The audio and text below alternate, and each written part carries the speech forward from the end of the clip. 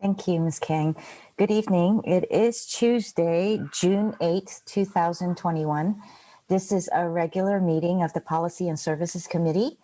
Will Ms. Kang please take roll? Of course. Chair Koo, Here. Councilmember Stone, Here. Councilmember Tanaka. Here. 3 present. Thank you. And is there any oral communications? Yes, if anyone would like to speak on oral communications, please raise your hand on the Zoom app or press *9. And Chair Koo, we have no public comment.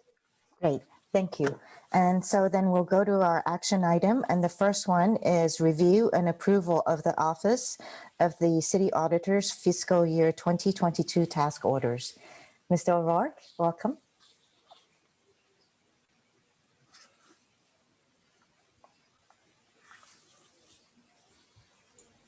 Kyle, you're on mute. Sorry.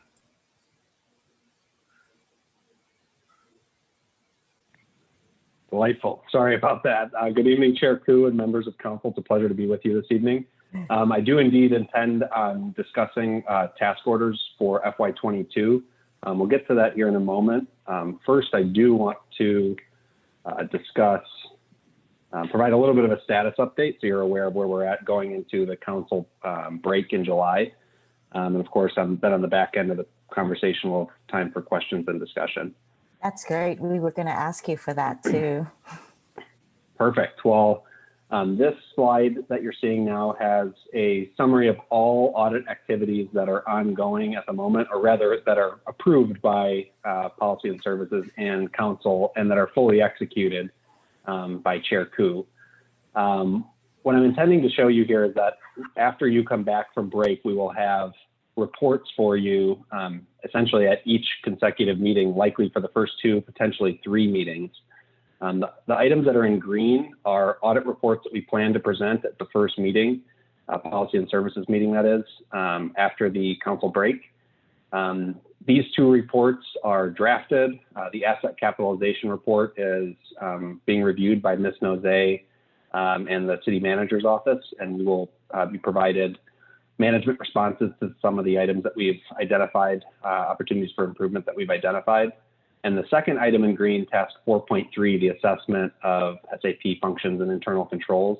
That report is currently being drafted by our team and will be presented to Mr. Nimoto and other folks here in the next couple of weeks.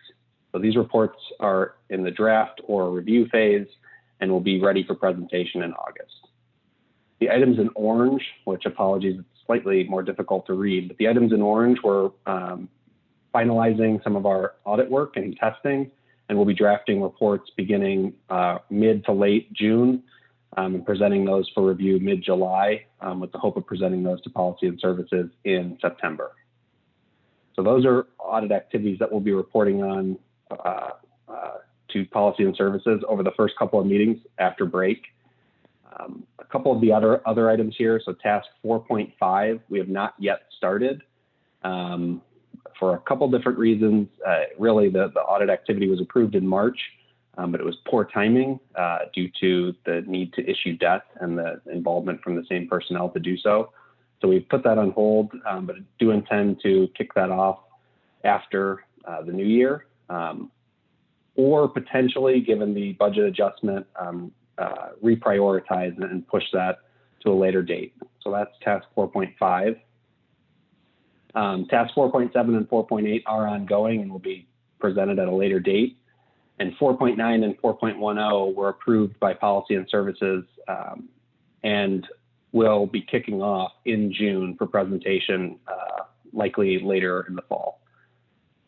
So that was a lot of information to take in, and this is my status slide. This isn't a full status report like you've seen in the past, but this is the slide, and I guess I'll pause here and see if there's any questions or comments. Is there any questions from my colleagues? I do have a question. Can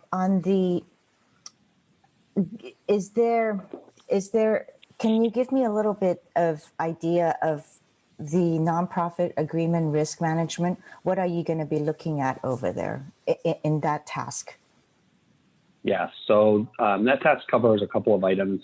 Essentially, the general idea is how does the city engage with nonprofit partners and the process through which that's accomplished. And we're going to take a look at a couple of specific agreements and map out how those agreements were arrived at and whether or not the appropriate policies were followed. So it's sort of the engagement of nonprofits through the city. And then through the life of the nonprofit agreement, we're going to take a look at the financial and programmatic reporting and monitoring the city does to ensure that it aligns to best practice. And do you look at the budget, the funding to that particular contract, whether it is appropriate or it's at market rates, or do you take a look at the funding for each of the contract scope of services that they have contracted to provide? So potentially, I think is the answer, which is not a great answer. But what we intend to do as we kick off this project is what I like to call a project level risk assessment. And during that planning phase for the project, we will determine the exact approach that we'll take during the sort of analysis and testing phase. And given the interest in this topic specifically, our intent is to reach out to each member of council and conduct that project level risk assessment discussion to get your input, and that will inform the audit activities that we conduct. So Okay. potentially, but that's the process we'll go through to arrive at the specific tasks. Okay, thank you. Absolutely. Councilmember Tanaka, do you have any questions? No. Councilmember Stone. Thank you, Chair Koo. Yeah, just one quick follow-up on that. So Kyle, good to see you again. You're not looking into kind of specifics of, you wouldn't be looking at kind of like the internal controls of the actual nonprofits. You're looking at it from the city perspective and how we interact with the nonprofits. You're not yourself looking into the actual nonprofits that we contract with. That is a correct statement. Absolutely. Okay, thanks for that clarification. Please continue. And I would say it's also worth pointing out that we don't intend to call out or look at specific agreements. Of course, we will have to inform our analysis, but the intent is to look at the overarching engagement and monitoring process through the life of nonprofit agreements. Understand.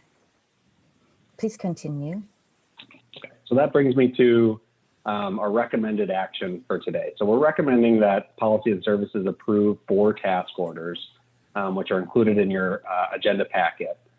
The first 2 items on this list are our annual risk assessment, which we, Baker Tilly, are contracted to perform annually, and developing the annual audit plan. So you've seen these task orders before. They're essentially copy and paste from what we delivered in October. Task order wise, and then the reports we delivered in January.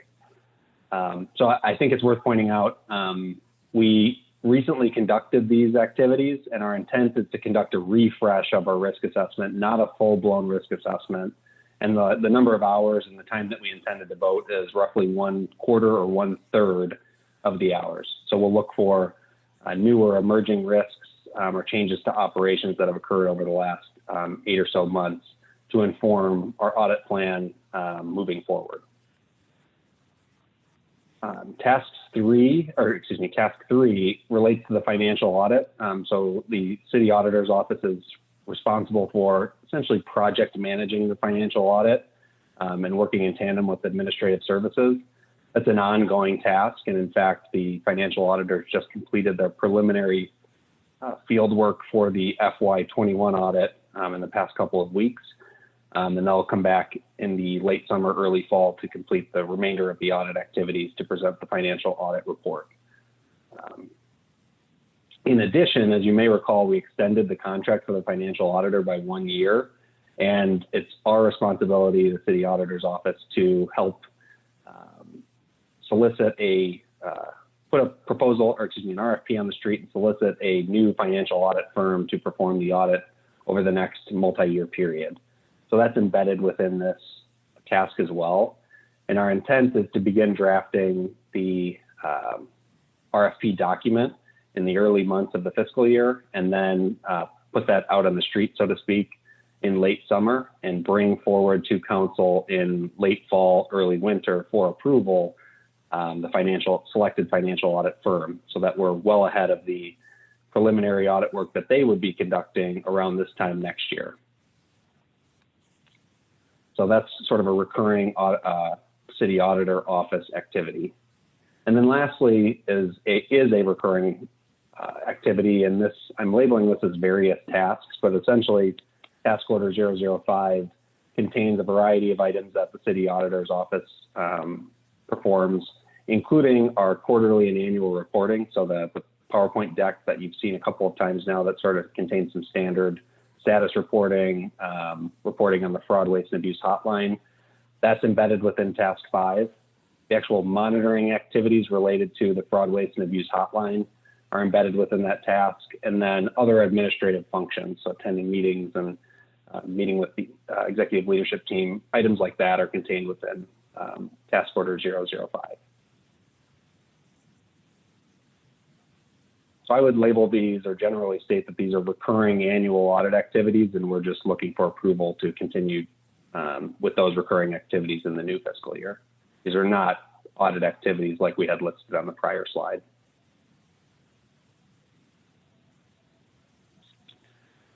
That's sort of the conclusion of my presentation, and brings time for some formal questions and discussion. Ms. Koo, if you would have any questions, or the team, happy to answer. Okay, and before we start that, maybe we'll go to public comments. Yes, if any of the public would like to speak on this item regarding the city auditor's task orders, please raise your hand in the Zoom app or press star 9. And Chair Koo, we have no public speakers. Great, we'll just come back to our committee. And if there's any questions, please unmute and ask. I just have one question. I see there are plans to visit Palo Alto to perform audits on site. And I know we kind of talked about this a little bit at the last time this was brought up at a PNS meeting. Can those trips at all be consolidated into 1 week, since all 4 of those audits seem to be occurring kind of within the same general time frame? Is that possible to be able to save travel expenses or not? Yes. Short answer is yes, absolutely, and we'll look to do that. These audit activities that you're seeing before you today are maybe a little bit more difficult to consolidate. For example, the financial audit task and, well, I'll take a step back. Task order 001 is the risk assessment, and the travel we intend to do there is to conduct the actual risk assessment, whereas the travel we intend to conduct for 002 is really to present the results of that. So short answer is yes. And the reason I say the short answer is yes, after essentially just telling you potentially not, is that we can continue to conduct these activities remotely. And my understanding is that the city council and committees will be conducting sort of a hybrid environment when everyone goes back to work or we return to normal. So we will look to not travel when it's not necessary, and thus save the city dollars on these task orders. Sounds good. Yeah, I'd appreciate that. Thank you. Those are the only questions or comments I have on this. All the task orders look good to me. Councilmember Tanaka? No, okay. I don't have any. I think Councilmember Stone already asked my question. It was about whether we could, obviously, if you didn't need to travel, then you wouldn't. But if it's something that need be, then it would be necessary. But that was all I was going to say. So with that, can I get a motion? In that case, I'll move to accept the recommendation by the city auditor and approve the following task. FY 2201, FY 2202, FY 2203, and FY 2205. May I get a second, please? I'll second. Thank you. Ms. Kang, will you call the vote? Yes, of course. Chair Ku, Yes. Councilmember Stone, Yes. Councilmember Tanaka. Yes. This motion passed unanimously. Thank you. And we'll move to our item number 2, which is to receive an update on recent race and equity work since March, including an update on a records management system, RMS, contract for police data collection and provide any recommendations on the city's race and equity work. Thank you, Chair Ku. Chantel Cotton Gaines, Deputy City Manager. I have other staff here as well. We're all available to answer questions at the appropriate time. So I have a lot of information that I'll be sharing with the committee today. It's in the staff report as a table. So our plan today is to just quickly go through the status update on the directives from the City Council in your November 2020 meeting, which is guiding a lot of our race and equity work, especially with our police department. And also within the staff report, we've provided information about a few upcoming events and some events that have passed in the month of May. The month of May was a very, very exciting and busy time with events going on related to the Asian American Pacific Islander community, as well as the Book to Action event, which is an opportunity to have some conversations about how to be an anti-racist. And there were a lot of efforts around that. And then in terms of upcoming events, this Saturday is our summit on women and girls in Palo Alto. And that is one of the recommendations linked to the CDAW recommendation from Policy and Services and the City Council last year. So there's information about all those things in the report, as well as how people can participate in the 100 community conversations, which is going on through our Human Relations Commission. And I'll just leave that information there, encourage everyone to see that in the report. So I will go through I believe it's about 16 directives from council and just a quick status update on those. And I apologize if you hear tiny coworkers in my background. They are not in my room, though they're loud enough to sound like they are. All right, so just quickly going through them. The first directive was adopting a mission statement. The City Council completed that in November last year. The B recommendation, or sorry, director from council is directing staff to expedite the implementation of the records management system, or RMS, with quarterly reports to this committee. So work is underway on that system, and I will provide a little bit more detail on that in just a second, just scrolling to that part. So we had a kickoff meeting for the records management system. As you're aware, we're working with the cities of Los Altos and the city of Mountain View on that system, which will allow us to meet the state requirement for RIPA, which is the Race and Identity Profiling Act. The plan right now is to work through all of the details with implementing the system for ourselves, Mountain View and Los Altos, to be able to kick off the system or to implement and go live on the system in November this year, probably mid-November. So in your September update for race and equity, we'll have some more information about how that's coming along. But so far, it's been very, very positive, and all the cities and the contractor are very, very excited to be pushing forward on that process. And our police department has been very proactive in how they're going about our RIMS implementation, where they're trying to do some test case submittals to the Department of Justice as well, which is what's required for the Race and Identity Profiling Act, so we can get used to that process of reporting our data. The next one, recommendation or directive C. So starting with the implementation of RIPA, being able to report on that RIPA information and the stop data reports to the City Council. So that will occur after November. Once we are able to get the system up and running, we'll start collecting the data as of January 2022, and we will bring those reports subsequently. Directive D directs staff to work with Santa Clara County on the implementation of the Psychiatric Emergency Response Team, PERT program, and the Mobile Crisis Response Team program. I'm going to combine that update with the other update about CAHOOTS, which I'll tell you which update that is in just a second. one of the directive N was if the county does not assign a resource to Palo Alto in the next 6 months related to the PERT program, to be able to pursue a Cahoots-like program for Palo Alto. So I'll combine those updates together. We have been included in the Santa Clara County program, the Community Mobile Response Program. They made a presentation to this committee in March this year. And at that time, when they presented to the committee, they had proposed 2 sites for that Cahoots-like program at the county level, which was in Gilroy and East San Jose. And after Palo Alto's advocating for a Northern County site, they actually added a North County site to the program design. And it's in the Mountain View, Santa Clara, Sunnyvale area, but serving all of North County. And that program funding was approved at the state level last week.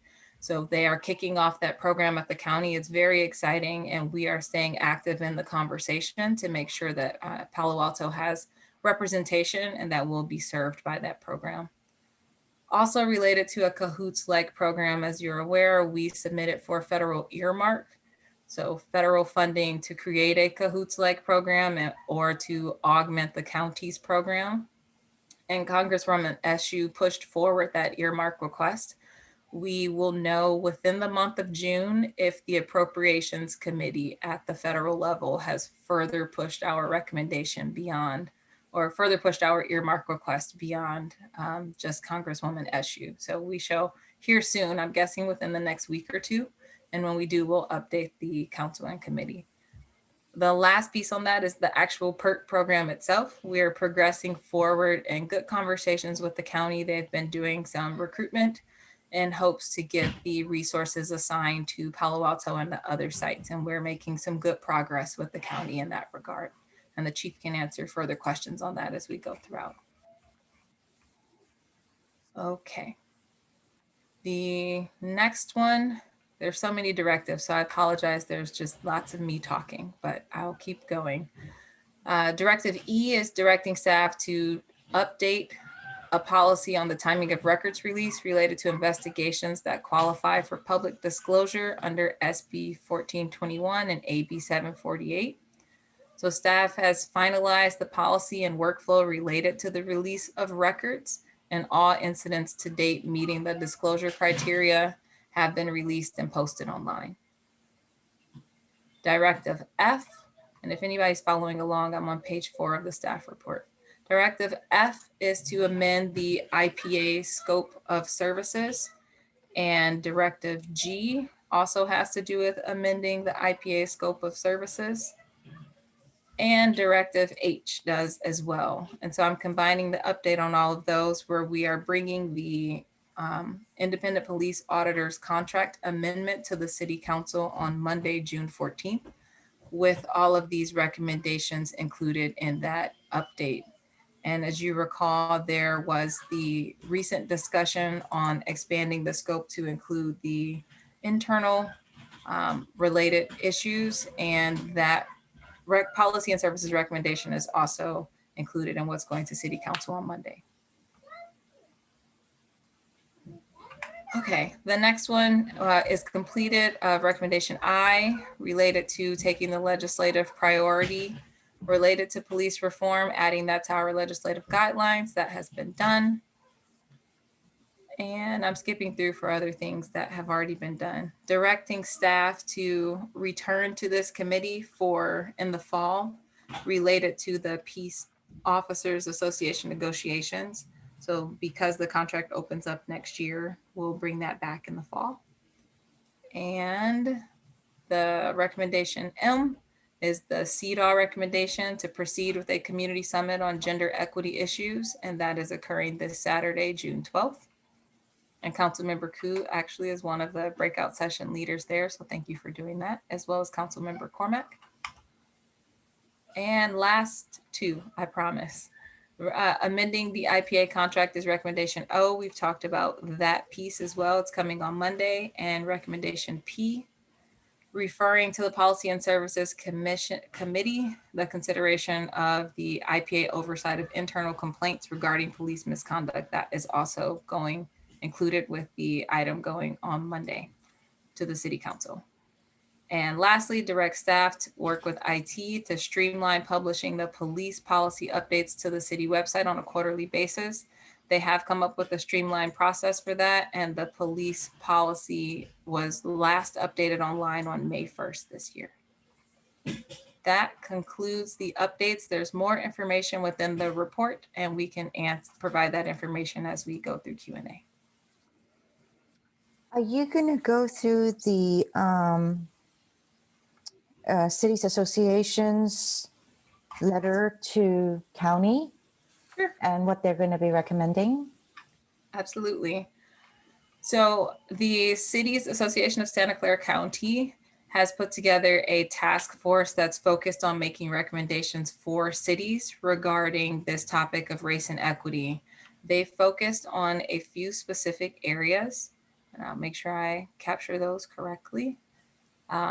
Knowing that the pandemic has hit certain communities more than others, they're really trying to focus their efforts in on housing and police reform. And the last one is on related to hate crimes against the Asian American Pacific Islander community. So attachment A in this staff report includes the recommendations that are proposed by this task force for the Cities Association, and they'll be discussing them at their meeting this Thursday, June 10th. And high level, I can provide what those recommendations are. So their first section is on affordable housing. They've provided recommendations saying to support certain legislation. In this case, they said AB 649 on affordable housing tenant preferences. They have a recommendation of supporting a regional affordable housing online portal to make it easier for people who are looking for affordable housing to find it. Their third recommendation on affordable housing is affirmative fair housing, expanding the HUD outreach policy and countywide assessment on fair housing, and adopting a citywide fair chance housing policy, and looking at adopting inclusionary housing policies. Their fourth housing related policy action is proactively engaging both communities of color and low income residents, homeowners, and renters in the upcoming housing element update process. And that has to do with both the work being done as well as the committees doing the work. Their fifth action is developing a statement of support for land use changes that diversify communities. Their sixth action is increasing housing education for diverse populations about home ownership. Their seventh action is endorsing the county's 2020 plan to end homelessness, which the City Council discussed during your April 5th study session about services for unhoused residents in Palo Alto. In terms of public safety reform, their recommendation is to work with POST and to implement a virtual reality training tool for police departments. And our police department actually is pretty far along in that process of working with POST, and the chief can speak to that. And the last piece from the Cities Association is there is a task force for Santa Clara County on hate crimes, and they are providing information about those meetings and some of the high-level recommendations that that task force has pushed forward. So those are many different pieces. We are going through them as staff and providing the mayor with some feedback for the meeting he'll be going to on Thursday when the Cities Association is going to adopt the final recommendations. And then from there, we'll see which items we can bring forward to our city council to consider acting on, or we as staff can do. Thank you for that. Of course. Pretty comprehensive. So we'll go to the public for public comments before we start back with with committee members. Yes, if anyone from the public would like to speak on this item, please raise your hand in the Zoom app or press *9. And Chair Cormack, we have no public speakers. Thank you. Thank you. Do we have any questions? Or Chief Johnson, would you like to add anything? No, just that I really want to congratulate all of you, as well as Chantel Gaines, on the collaboration that's occurred over the last really 18 months, especially over the last probably 10 months. as you just heard, probably 12 out of the 16 updates referred to work or tasks associated with the police department. And I think this partnership has really made us a better organization. And we're super excited about some of the programs coming online. So I'm available for questions, though. Thank you. Thank you, Chief Johnson. Does my colleagues have any? Okay, I see a hand. Councilmember Stone. Thank you, Chair Koo. And yeah, kind of following up on Chief Johnson's point, I do want to commend staff on implementing and completing so many of the council directives from November. It's a long list, and I was just really impressed reading through the chart provided, and Chantal, your report there. This work is really critical, and I just really appreciate staff taking this work seriously and working really expeditiously and creatively too in fulfilling these directives. So looking forward to our continued work on this. And I do have several questions. So first, for the RMS data conversion, why do we need to wait for Los Altos to complete their old RMS data conversion? So you want me to answer that, Chantel? Yes, go ahead. I'll do the best I can. You know, Captain Wagner, for those that aren't aware, she oversees our technical services division. She's on vacation this week. She's the one that's working with both Los Altos and Mountain View. And because the systems are connected, we all have to go online at the same time. So it's a matter of everybody updating their system so we can go together, because all the information is going to start getting downloaded at the same time. Okay, but there's no, are there any concerns that they won't be ready to go by January 1st, which is when we need to be up and running on this, correct? If I understood No, that. I believe we'll get there. I think if we have to, we're going to have, and it's happened with other things in the past, is where occasionally we're going to have to pull our resources together because it's a matter of staffing, capability, capacity. So I think the three cities will get there because we know the importance of all of this. But it is one of those things that, yes, they definitely need to upgrade their system so that we can all go online together. Okay, thank you. And I think I'll probably continue with you on this question then. What's the level of accountability that you're anticipating for police officers to ensure that the stop data is really being properly collected at every stop? Yeah, that's a really good question. One of the things that RIMS has built in, the system has built in, is for an officer to go to a next screen, they have to download the information and fill out all the boxes. So when they respond to a call or they make an observation stop or a traffic stop, before they clear that screen, they're going to have to be prompted to clear out everything. And at the end of their shift, there'll be another accountability measure to make sure they've gone back and entered that information. And I think to Chantal Gaines' point, that's why we've decided to be somewhat proactive in getting our officers used to doing it now, so they get it into their heads and their routine on how this needs to be done. So when the time comes in January, well, it'll kind of be second nature for them. So even if they make a stop and no citations are issued, no arrests, nothing, then they just let the person go, they would still need to enter that data to be able to clear the screen? Yeah, it's going to be required for every contact that they make. They're going to have to fill in the screen. Okay, great. And will that stop data be simply aggregated for the entire department, or will it be connected to individual officers so that way we can spot if there are officers who are disproportionately stopping certain demographics? Yeah, I think for the Department of Justice, it'll all be collected together and it'll be reported on department-wide. But I think internally there are systems to where we can go in and extract data that we want to do for reviews and such. Great. And is it anticipated that would go to the police auditor, that data? Is that something that we need to then include within the police auditor's new contract?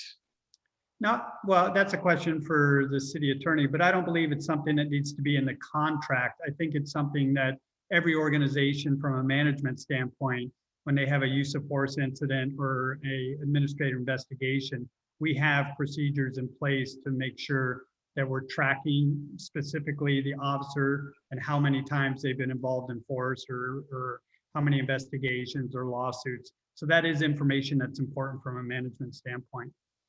And information that the that the city auditor will have access to?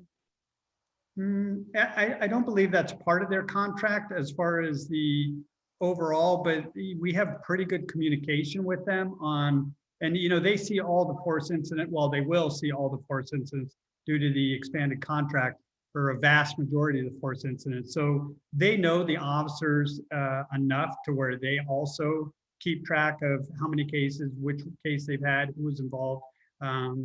But again, I would ask the city attorney, but I don't believe that's in the scope right now that we send down to them, and nor do I believe we have in the past. But if they ask, we definitely tell them.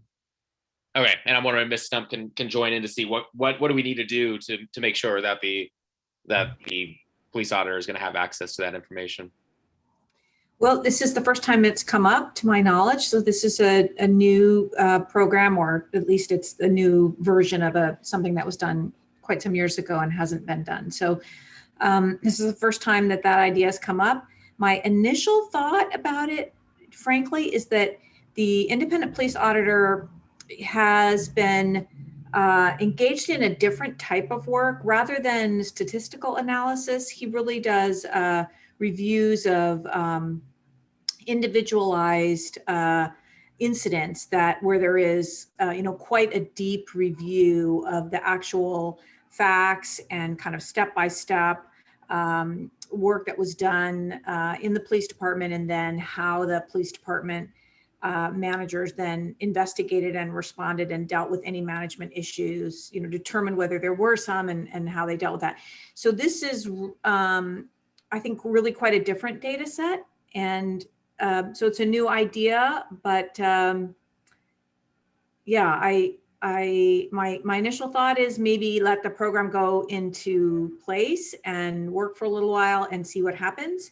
And you could talk to the auditor about whether there's any value add for him looking at the data, but there isn't the same type of investigation type of facts at issue. And I think the city manager has a comment. Yes, I'd like to add, if I could. Thank you, City Attorney and Councilmember Stone. A couple of additional resources that the council will want to consider.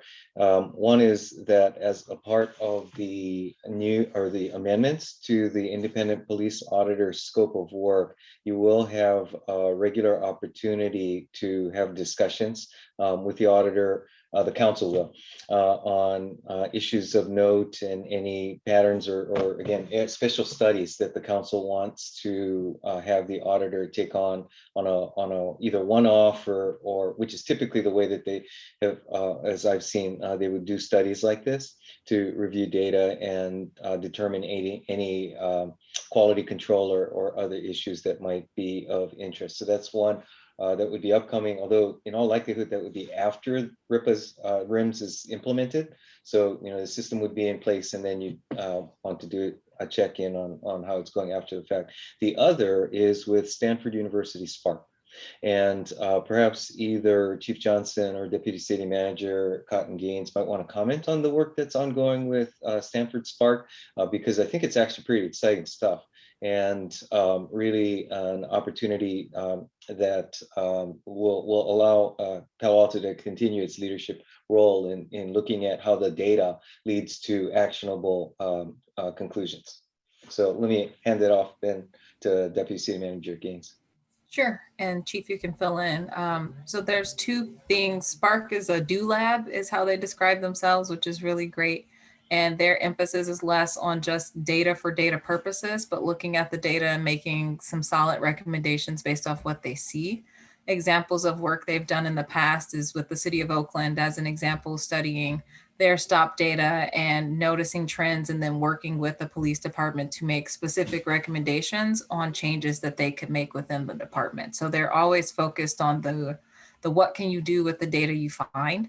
And we have been in conversations with them about some of that engagement as the RIPA data becomes available in the future. And currently we're working with Spark through Assistant Chief Bender as our connection to do a survey of our police department staff and assessing, it's sort of like a climate survey, And that's part of our initial engagement with Spark. And we're working with them as a consortium, and other cities are also getting that survey done. So it gives us some comparable information as well. So they are just really focused on what do you do with the data, which I really appreciate as an approach, because it's very pragmatic and providing us with future thinking recommendations. And Councilmember Stone, that's one of the partnerships that I was referring to that we're really excited about. And I know Chief Bender has been very engaged in that ever since we started those conversations over the summer, because when this data and this capability it comes to fruition, we're going to really want somebody to look at it. We won't have the skill set within our department to do it. It's just too comprehensive of a project. But whether it's the independent auditor or Spark, somebody to look at that data, and to the city attorney's point, I think after a year or two of collecting it, they'll have a good foundation to really see trends. So again, another really exciting opportunity for us. That's great. I wasn't aware of that partnership, so that's exciting to hear, and I think that can be really helpful. Yeah, definitely. And if it's not through the police auditor, I understand the role of the police auditor and how this may not quite fit. Just kind of encourage staff to make sure we find a way for there to be some level of oversight of this data. I don't think it's appropriate if it only becomes internal data that the police department uses. And so I'd like to see at least some level of city oversight over that data, because I really do think that's going to be some critical informative data, in addition to some of the policy recommendations that might come out of the Spark program. Yeah, Chief and Johnson, sir, do you have anything to add? yeah, just for clarification, you know, when the DOJ, that will become public information every year after it's, but the first year it would become available for us will be 2023. Okay. Oh, right. Okay. Because it starts in 2022. Okay. Perfect. Correct. We'll start collecting the data in 2022. Great. Sometimes you throw years out and I think that's far away. And then I realize, oh God, already halfway through 21. Exactly. Scary. Okay. Can staff provide more detail regarding how the PERT partnership between the county hired mental health clinician and a PAPD sworn officer are going to work together? Probably another question for you, Chief Johnson. Yeah, again, super exciting opportunity. We actually, fingers crossed, we're really believing that's something that's going to be happen in a very, very near future. So how that will work, it's slightly different than the other programs, but how it'll work is we'll get a mental health clinician that's hired by the county that will get partnered with a police officer. So they will actually be partners in the same car responding to calls together.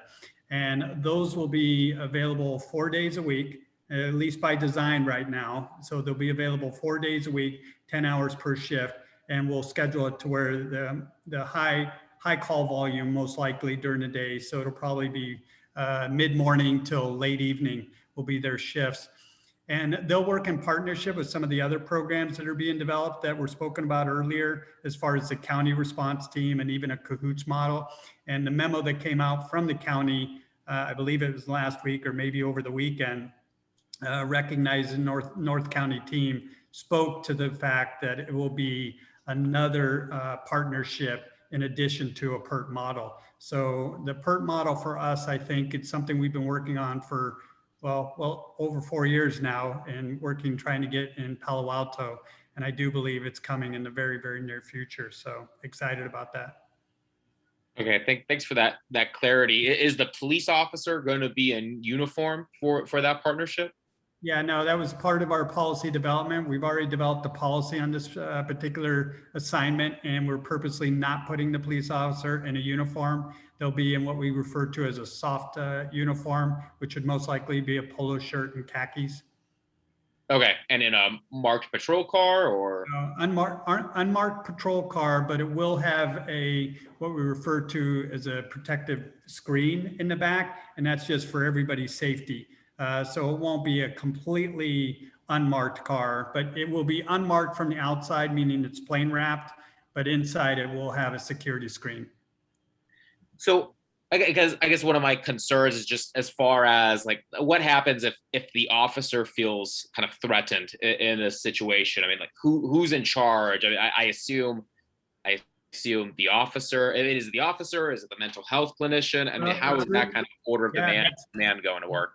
Great questions, but that's really the beauty of the partnership, is finding that right personality between the clinician and the officer, and that mutual respect and understanding that they're equal in their position. And obviously there's going to be times where maybe an officer has to take a more proactive approach and maybe the clinician step back. And there's going to be most likely a vast majority of the time where the clinician will step forward and the officer will step back.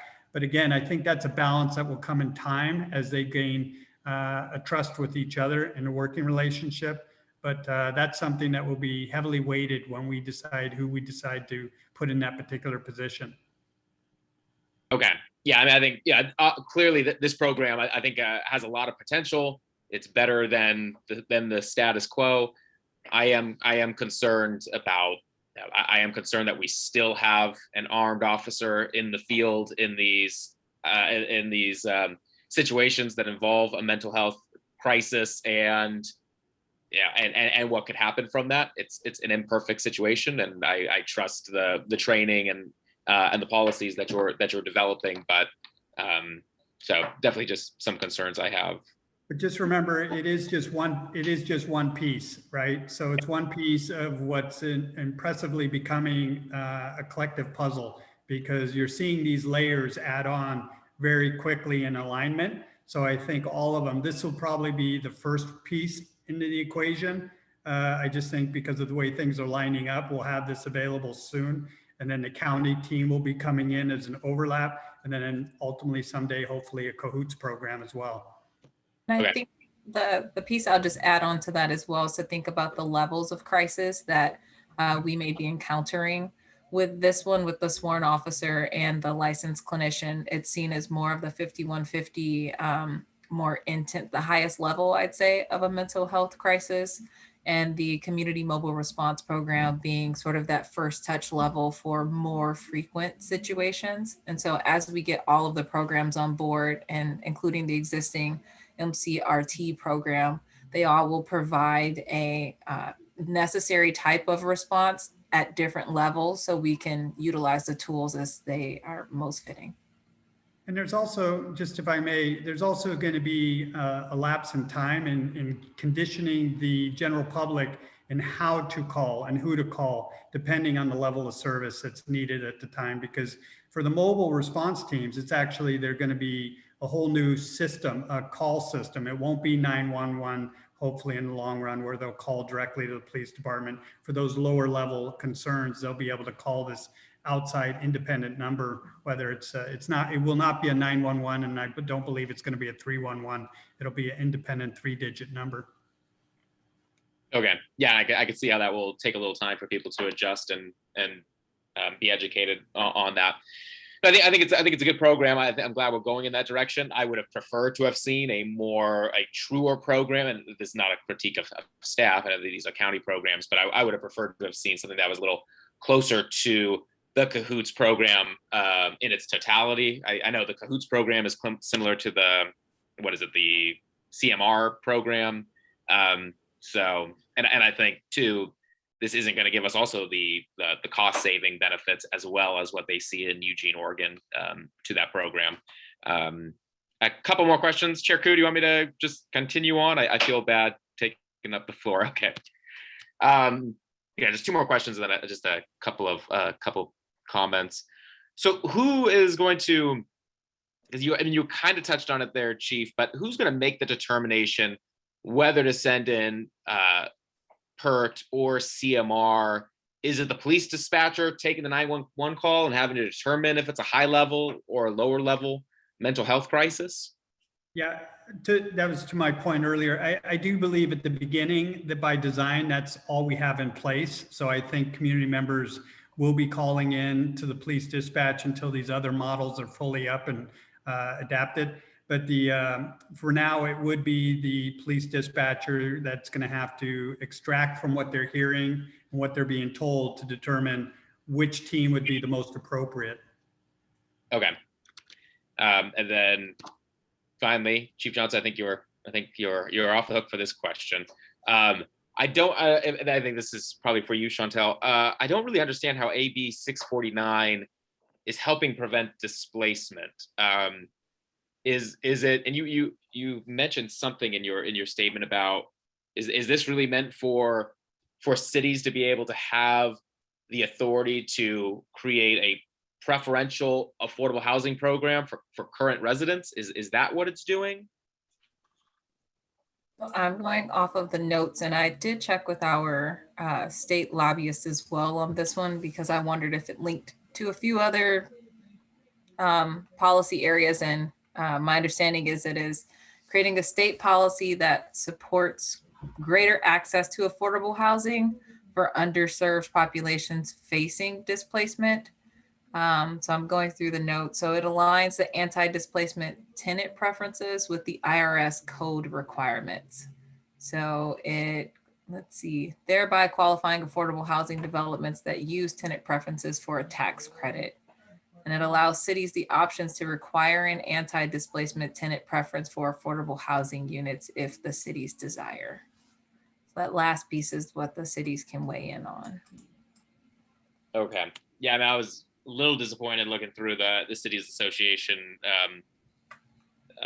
recommendations as far as when it came to affordable housing. I mean, again, no funding sources for affordable housing.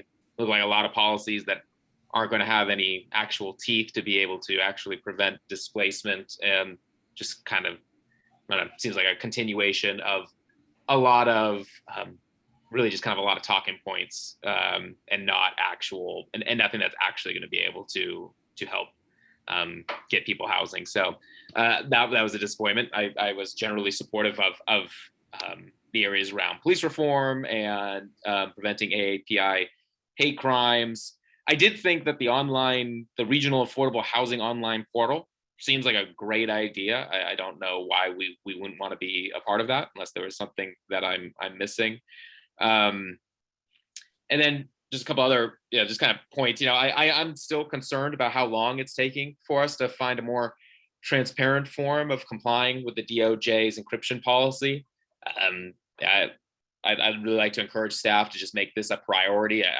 I've said this before, but I really think there's a strong constitutional First Amendment issue at play here, in addition to just the clear need, which has really been shown over the past year and a half for citizens and the press to have oversight of law enforcement. And I just think our current policy is really just overreaching and inhibiting the right of the free press to do that important work, to just ensure government and law enforcement transparency. So I know this is difficult work to do, but really just, again, trying to make sure that we are prioritizing that.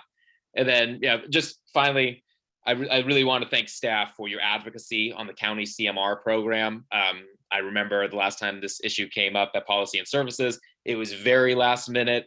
I can't remember if you had a day or two to be able to draft that letter and send it in, and there was a lot of uncertainty, and it kind of looked like it was already baked at that point too, and your advocacy seemed to turn that around and get us a site in North County. So I really appreciate you all taking that work seriously and doing that work. So with that, I am finally done. Thank you.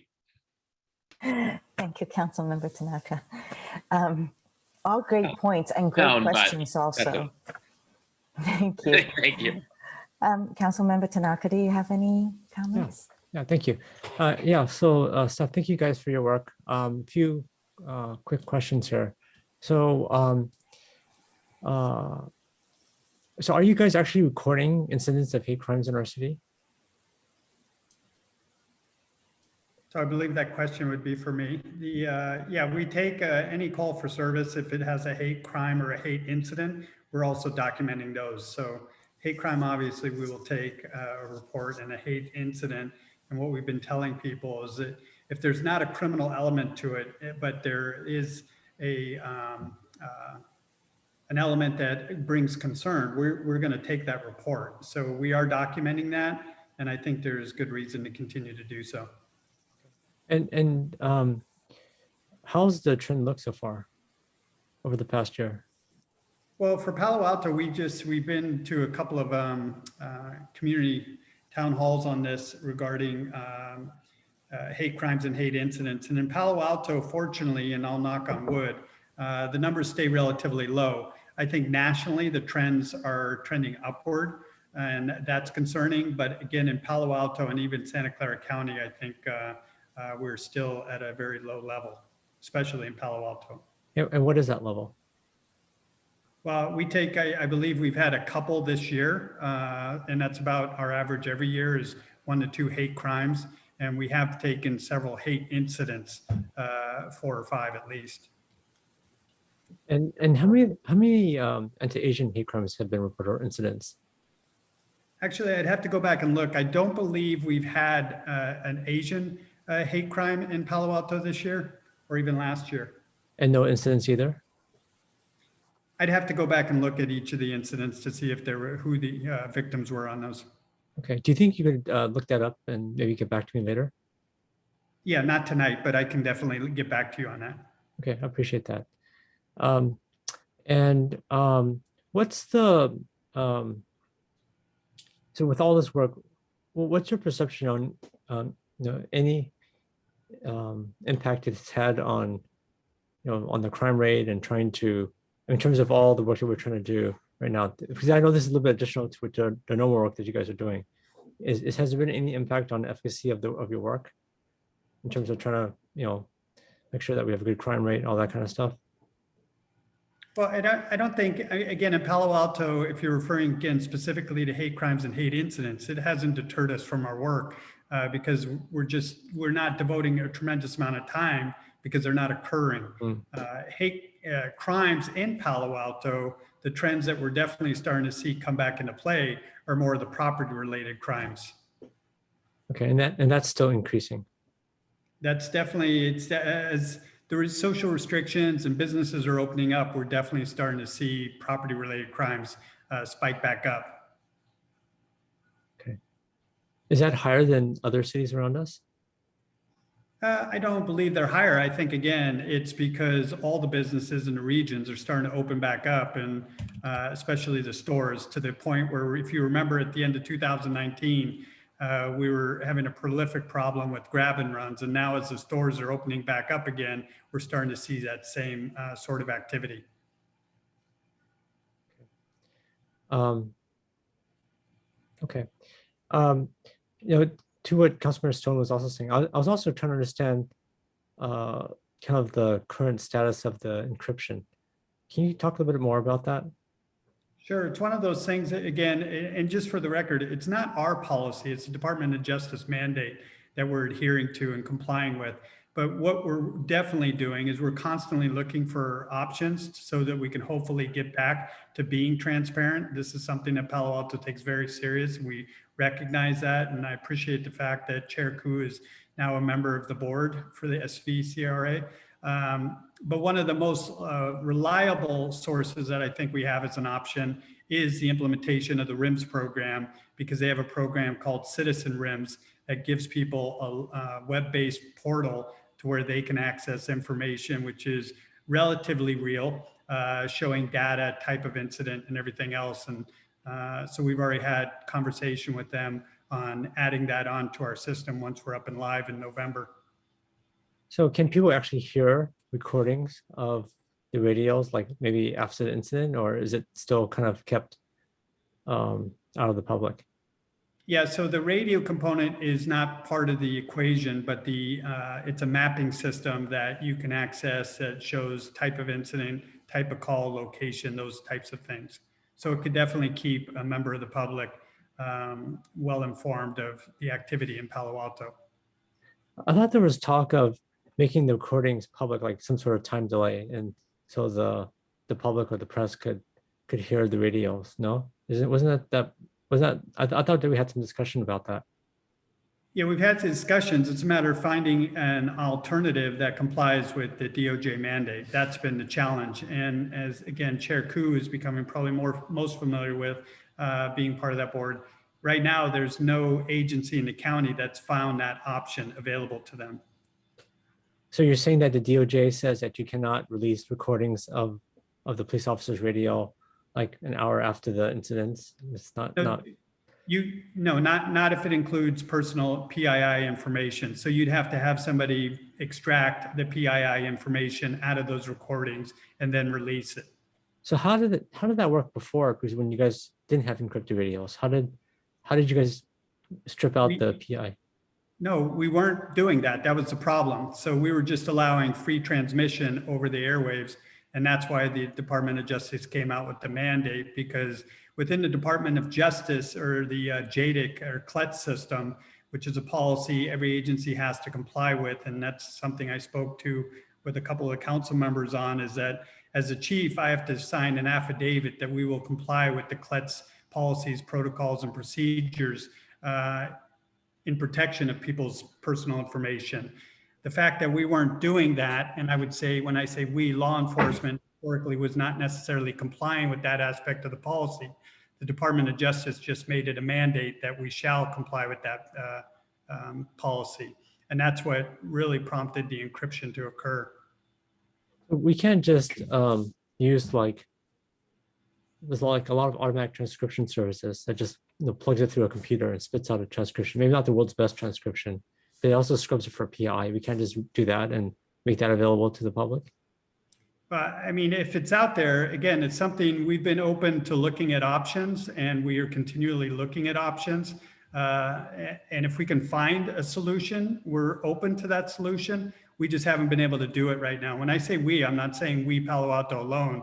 To my understanding, no other agency in the county has found one as well.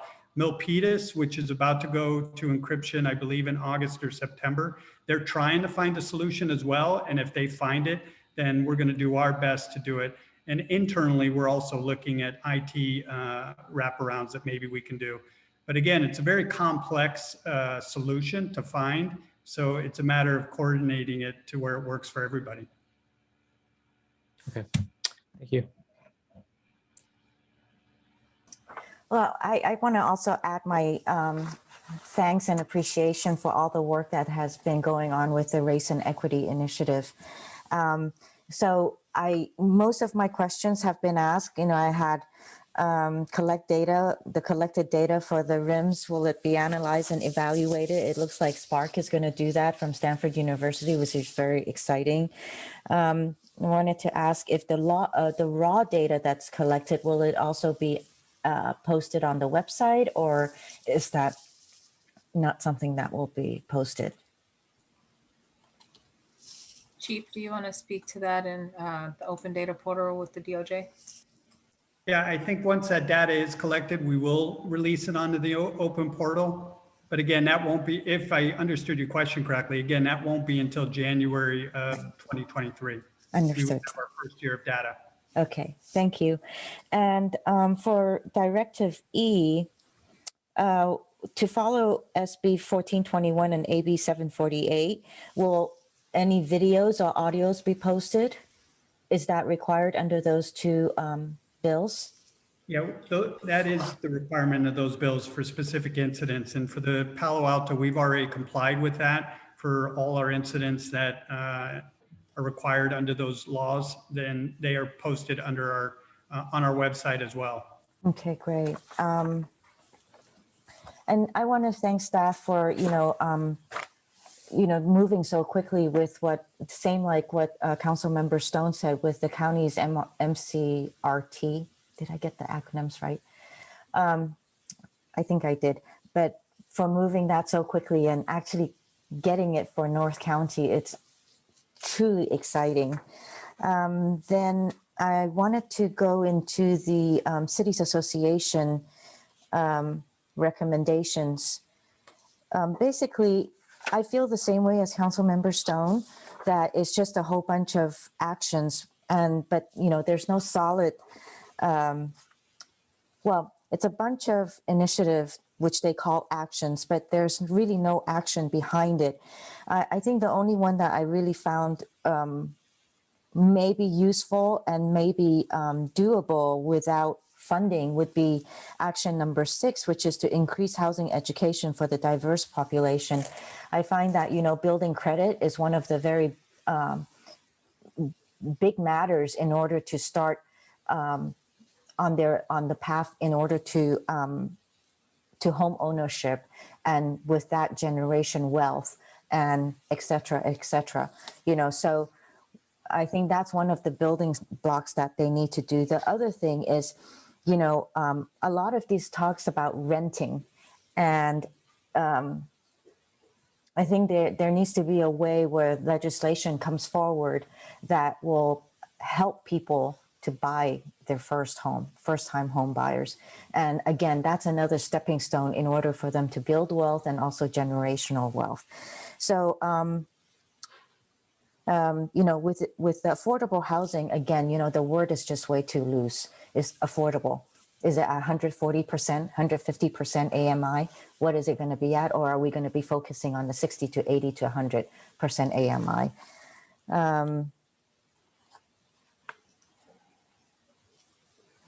Besides, and then I don't know if the chief has anything else to add on their number 2, which is public safety reform.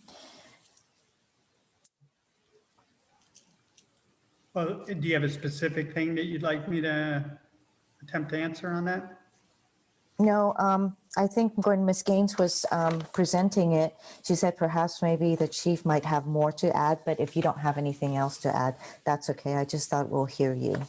And on that, Chief, if you wanted to talk about the virtual reality training that you've been working with Post, that's what I was alluding to. And I have a note too on your affordable housing one as well, Councilmember Ku. Yeah, I'm sorry, Chair Ku. I was looking at B. When you said 2, I went back to B. So No I'm worries. still trying to recover from last night. So I know all of you have been were up late as well. So yeah, actually, that's another very exciting opportunity. As you saw in the county's report, they mentioned Sunnyvale and the sheriff's offices getting a virtual reality simulator. We've also obtained one of those, the agreement with Post to get one of those for the city of Palo Alto, which will be very exciting because it'll give us the opportunity to train officers in real world experiences for not only de-escalation, use of force, implicit bias, all these kind of things. Very exciting technology, I would say extremely new for the profession, and something that we'll be able to use for years to come. One of the things that's required by us receiving that is that we'll have to make it available to our neighboring agencies, which we're very welcome to do. But we should have that in the very near future. I think the first train-the-trainer for that particular program is next month. Oh, that's super. And it's always good to collaborate with the neighboring cities, right? Mountain View and Los Altos and everyone else here. Chantal, did you have something to add? Oh, on the Cities Association recommendations, I am providing feedback to the mayor who will be at the meeting on Thursday, so I can include some of the information that both of you have mentioned related to the Cities Association proposed actions. And on the one that you highlighted, Chair Ku, Action 6 for the campaign about home ownership, one of the recommendations I'm sharing with the mayor on that one is it would be great to include campaign information for the people within the real estate and banking fields to also know what it looks like for people that have been discriminated against, to kind of also expand their understanding of being able to house people that are in diverse backgrounds in different places where historically there may have been some barriers for people entering certain neighborhoods, et cetera. So it's kind of educating people to prepare for home ownership, but also educating those that are the conduit for that to be able to receive people better, and working in different neighborhoods on that. Right, and you might want to also include insurance, because a lot of times when you want to go out and get a loan, with that comes insurance. The lender requires you to carry insurance, and if you're in a flood zone, that becomes even more expensive. So including insurance agents, that's another one. I think on the last one that I wanted to mention with the Cities Association's recommendation to county, number 3, which is about hate crimes. I think another thing that they need to include in here is also a look at within oneself. We can say other people are racist, but there are also biases within oneself. So that's another thing, is to look within. So I find that very important because oftentimes, we're thinking everybody else is doing it, but not looking at ourselves. So I think with that, that's my last comment. Again, thank you so much to all of you for all the work that you've done. And on that, that's a great last minute plug for the Human Relations Commission's 100 Conversations, that if you have not signed up or seen others sign up to encourage them, it's intended to be encouraging our community to keep having this conversation about race and these issues of hate crimes and everything else that to understand what it feels like locally and to keep pushing forward the conversation. So there's a link in the staff report, but it's 100conversations.net. I do have to, thank you for that. Yes, we shall sign up for that. But I cannot help myself but have to say that, we do have to address racism for racism. If we start using racism for everything, then it really dilutes the message. So I hope that, we can continue to advocate to keep on track. If it's indeed racism, indeed discrimination, then we squash that.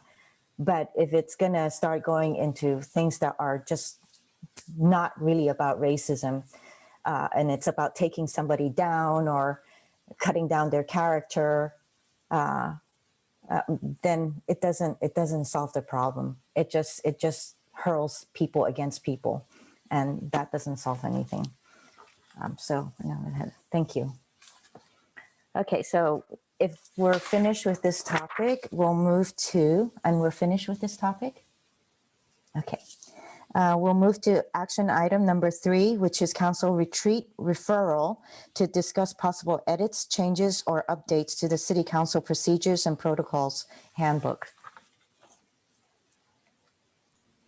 That one's me as well. As staff, we use the committee. Chantel Cotton Gaines, Deputy City Manager. Councilmember Koo and I will be going through the suggested topics for consideration that were received or submitted by other council members, and we have a few listed from staff. So I will go through the ones from staff and Councilmember Cormack and Mayor Du Bois, and then Councilmember Koo will go through her own and those submitted by Vice Mayor Pat Burt. So I will go very high level because there are so many things that are great to talk about on this topic. So the first, for the staff, there are 6 of them that we have identified as considerations for the committee. The first is looking at section 2.4B about telephonic attendance to council meetings or council members at council meetings. There's opportunity to update the rules, the procedures and protocols in this regard, factoring in the devices that can be used for telephoning in. And right now, knowing that we're still under the governor's executive order in 2920, which is allowing us to have these Zoom meetings, there are considerations to take into account there. We have heard from the governor that that won't be lifted exactly on June 15th, and that he will work with the cities of what that looks like in the future, knowing that the cities are strongly advocating for more flexibility. But there's opportunity for updates even separate from the executive order related to telephonic attendance. And the frequency council members can do that. The second item on the list here is legislative aid assistance. The council procedures and protocols does not currently speak to council member legislative aids, and that's an area where it will be good to have some clarity on the expectations from the city council for anyone who wants to utilize volunteers and for the public. The third one is use of the city letterhead. There's been some discussion about if an individual council member wanted to provide a letter on whatever the topic, what type of letterhead should that council member be using if it's not a action related to, if it's not an action that reflects the full city council voting on something. 4 is the actual handbook itself for council procedures and protocols, wanting to clean it up. I believe this is one of Vice Mayor Burt's recommendations as well, is to have an outside consultant go and reorganize and clean up the handbook itself, just iterations over time. The handbook could afford a little sprucing up to make it easier for council staff and the public to follow it. And staff has received a couple of quotes about what that could cost. Number 5 is media. The council procedures and protocols speaks generally about the role of the mayor as spokesperson for the council. It would be helpful if there was more information to further clarify expectations on interactions with the media related to the council members. And 6, the use of city resources. The procedures speak generally about not using city resources to support individual council members. There are also numerous laws and regulations administered by the Fair Political Practices Commission, the FPPC, that apply in this area as well. So the committee may want to consider adding language on this topic to provide further clarity on the expectations and future requests of staff on specific support or events, etc. So scrolling into attachment A for suggestions from Councilmember Cormack on the council rules or procedures and protocols. Councilmember Cormack suggested that the committee consider adopting a policy prohibiting council members from using electronic devices for communication during public meetings.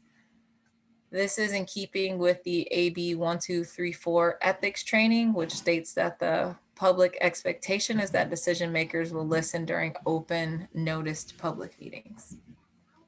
From Mayor Du Bois, in the procedures part of the CPP, procedures and protocols document, he recommends to adopt a policy on quasi-judicial items coming to council. The suggestion is no private contacts or meetings with applicants or appellants after the item finishes with the Architectural Review Board and the Planning Transportation Commission. For the protocol items from Mayor Du Bois, he mentioned 1, the use of staff time. We have a rule which limits each city council member's use of staff time to an hour a week. He says this should be applied fairly across all council members. His second suggestion is a liaison must refrain from personal viewpoints. They are representing the full council and should not speak on matters on which the council has not taken a position. Should consider refreshing that for clarity. Number 3 is his recommendation is finish the travel expense section, which is around page 40 something in the handbook. And number 4 is adding clarity on the role of elected officials' role with other public agencies. Sub-suggestions, adopt clarifying language on default behavior. Expand J on page 47 to include League of City guidelines. B is ability to censure when a stated policy is in effect. C is bolstering our protocols. And he has some information there about individual opinions versus the council. D is incorporating some of the language from the League of Cities and the role as elected official. E is city council conduct with other public agencies. Be clear about representing the city or personal interest. And there's information that is supporting that there. And Chair Koo, I'll turn it over to you to go through yours and Vice Mayor Burt.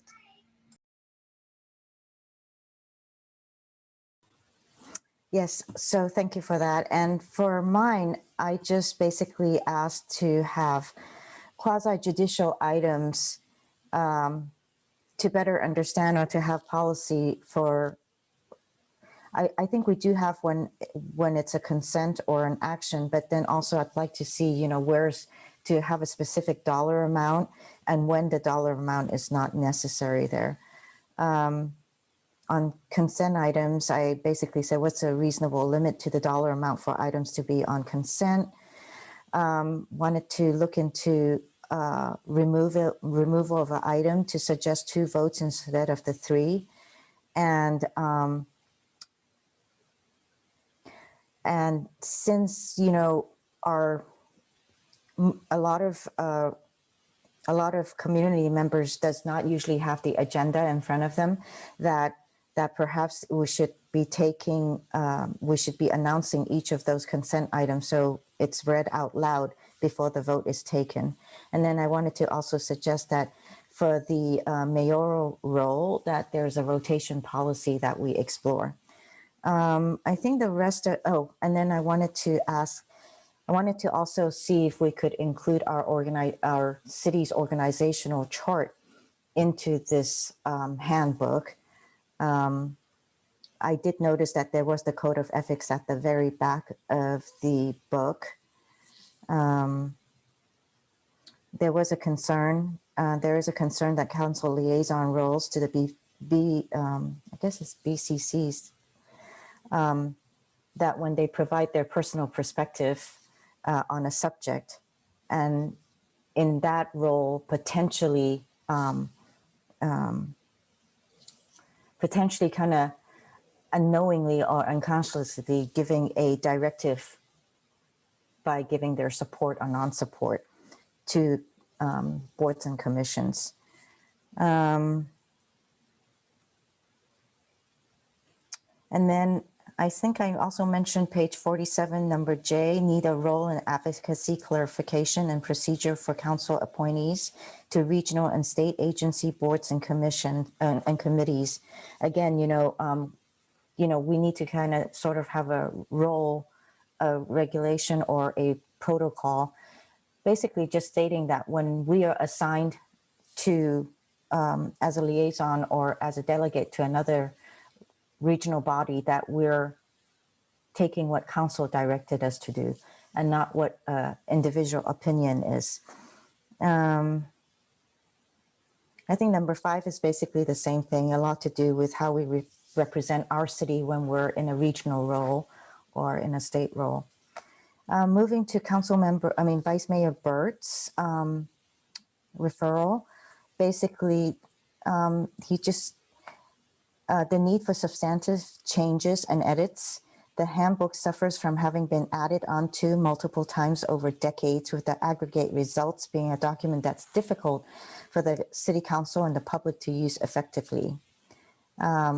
Once policy and services and the city council have approved substantive changes, we may want to hire a low-cost third-party technical writer with experience in manuals, such as what has been done to assist in the XCAP report.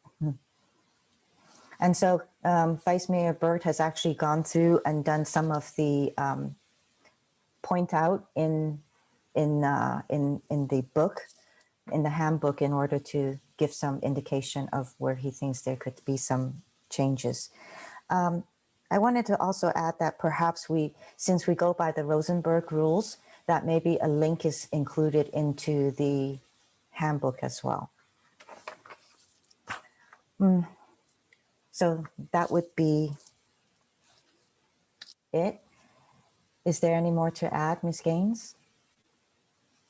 In that case, shall we just go to public and see if there's any comments?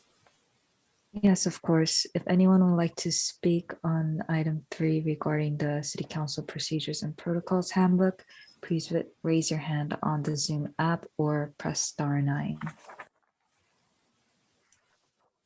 And Chair Cormac, we have no public speakers for this item. Thank you. Yes. Okay, so we bring it back to the committee. Anybody with any comments? Councilmember Stone or Tanaka? I have a few. If Greg is fine me going again. Okay. All right. Sounds good. Thank you. Well, sorry. One quick question: is the 1-hour rule regarding staff time on individual council requests, is that an official policy in the handbook? I wasn't able to find that. It is. I'll find the page number. It's. I believe it's in the protocol section, which is the back section. It tends to be the less often consulted part of the handbook. Okay. It's on packet page 76. Thank you, Chair. Yeah, there it is. Thank you. Yeah, and I think that's a good, a good example of. I do definitely agree with the vice mayor and staff's recommendation of hiring a consultant to clean this up and make it more readable. That would be helpful. But I am curious, how does then the 1-hour rules in here? I guess maybe I misunderstood staff's one of your recommendations on the use of city resources. Is the recommendation that we remove that, refine that, or is the 1 hour rule not related to that? I'll also lean to City Manager Shikata on this one, but I believe that one. Oh, Sorry, Chantal. Go ahead, please. I thought that was not from staff, but from a council member made that comment. Yes, Mayor Du Bois mentioned use of staff time. And he stated, we have a rule which limits each council member's use of staff time to an hour a week. This should be applied fairly across all council members, was his note. So I'm referring to page 3 of the staff report, number 6, use of city resources. Isn't this list of 6 the staff recommendations? Yes, these are considerations. So that one. That one is on packet page 92. So Sorry, for the, I'm on page 36 of the staff report. Oh. Page 3 of this item.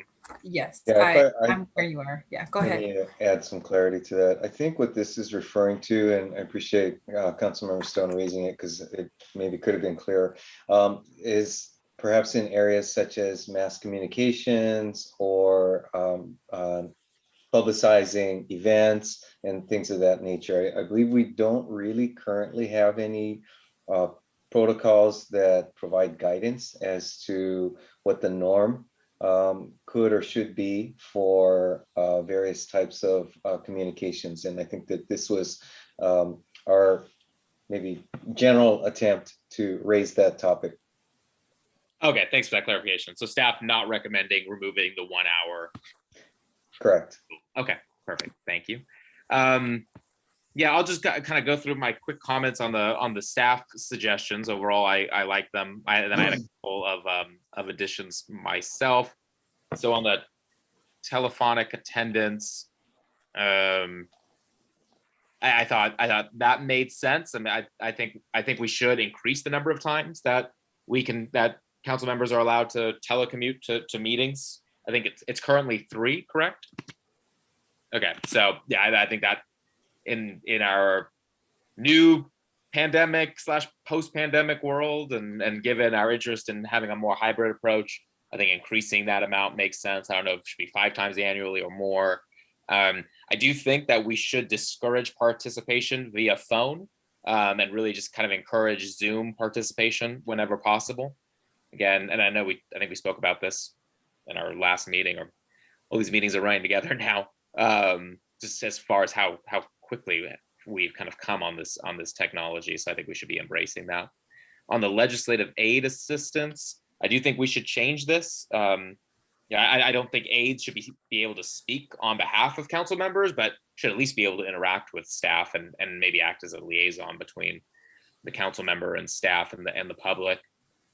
I agree with the letterhead suggestion. I think we should be prohibiting allowing individual council members from using official city letterheads to convey individual positions that aren't supported by the full council, or if they haven't been given the authority of the full council to be able to speak on a topic. I don't think individual council members should be using city letterhead.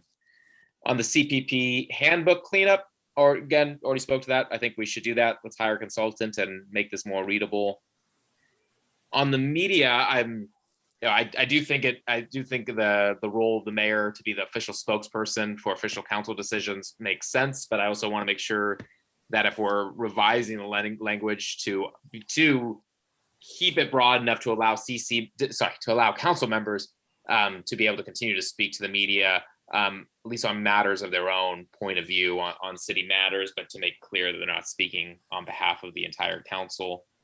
And then you already cleared up my questions on the use of city resources, and I think your explanation for that makes sense.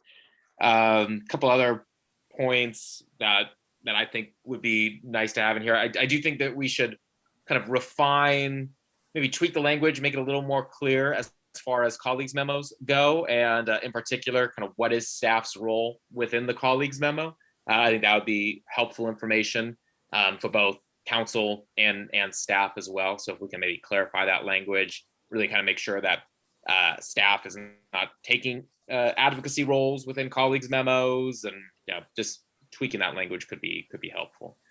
Another one, I know I've talked to you, Ed, about this in the past. I'm wondering if there's a way to be able to kind of create a process to balance community input when an applicant has the opportunity to address council, to be able to maybe allow community groups to be able to have an opportunity to be able to be provided equal time to rebut the applicant's claims. I've always found it to be really unfair that an applicant can propose a project that's going to impact the community and a neighborhood, and they get 10 minutes to address the council and even time to a little rebuttal time as well, when the community themselves don't have an equal footing. I mean, they get to speak during oral comment, but that's not equal footing to the applicant.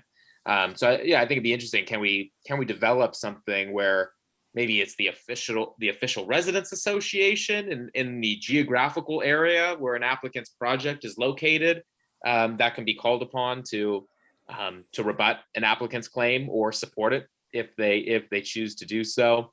I know this would be would be kind of a new idea, maybe complex, but I think something maybe worth pursuing. And then it seems like there's a lot of council members agreeing on the idea of kind of making it clear council members' roles within other government agencies or liaison. I agree with all those comments that have been made. I did like the mayor's suggestion regarding adopting a policy on quasi-judicial items to be able to prohibit private contacts and meetings with applicants or appellants after the item finishes with the ARB and PTC. I think that's a policy I'd like to pursue. It seems to make it a little more fair. Yeah, and those are my comments.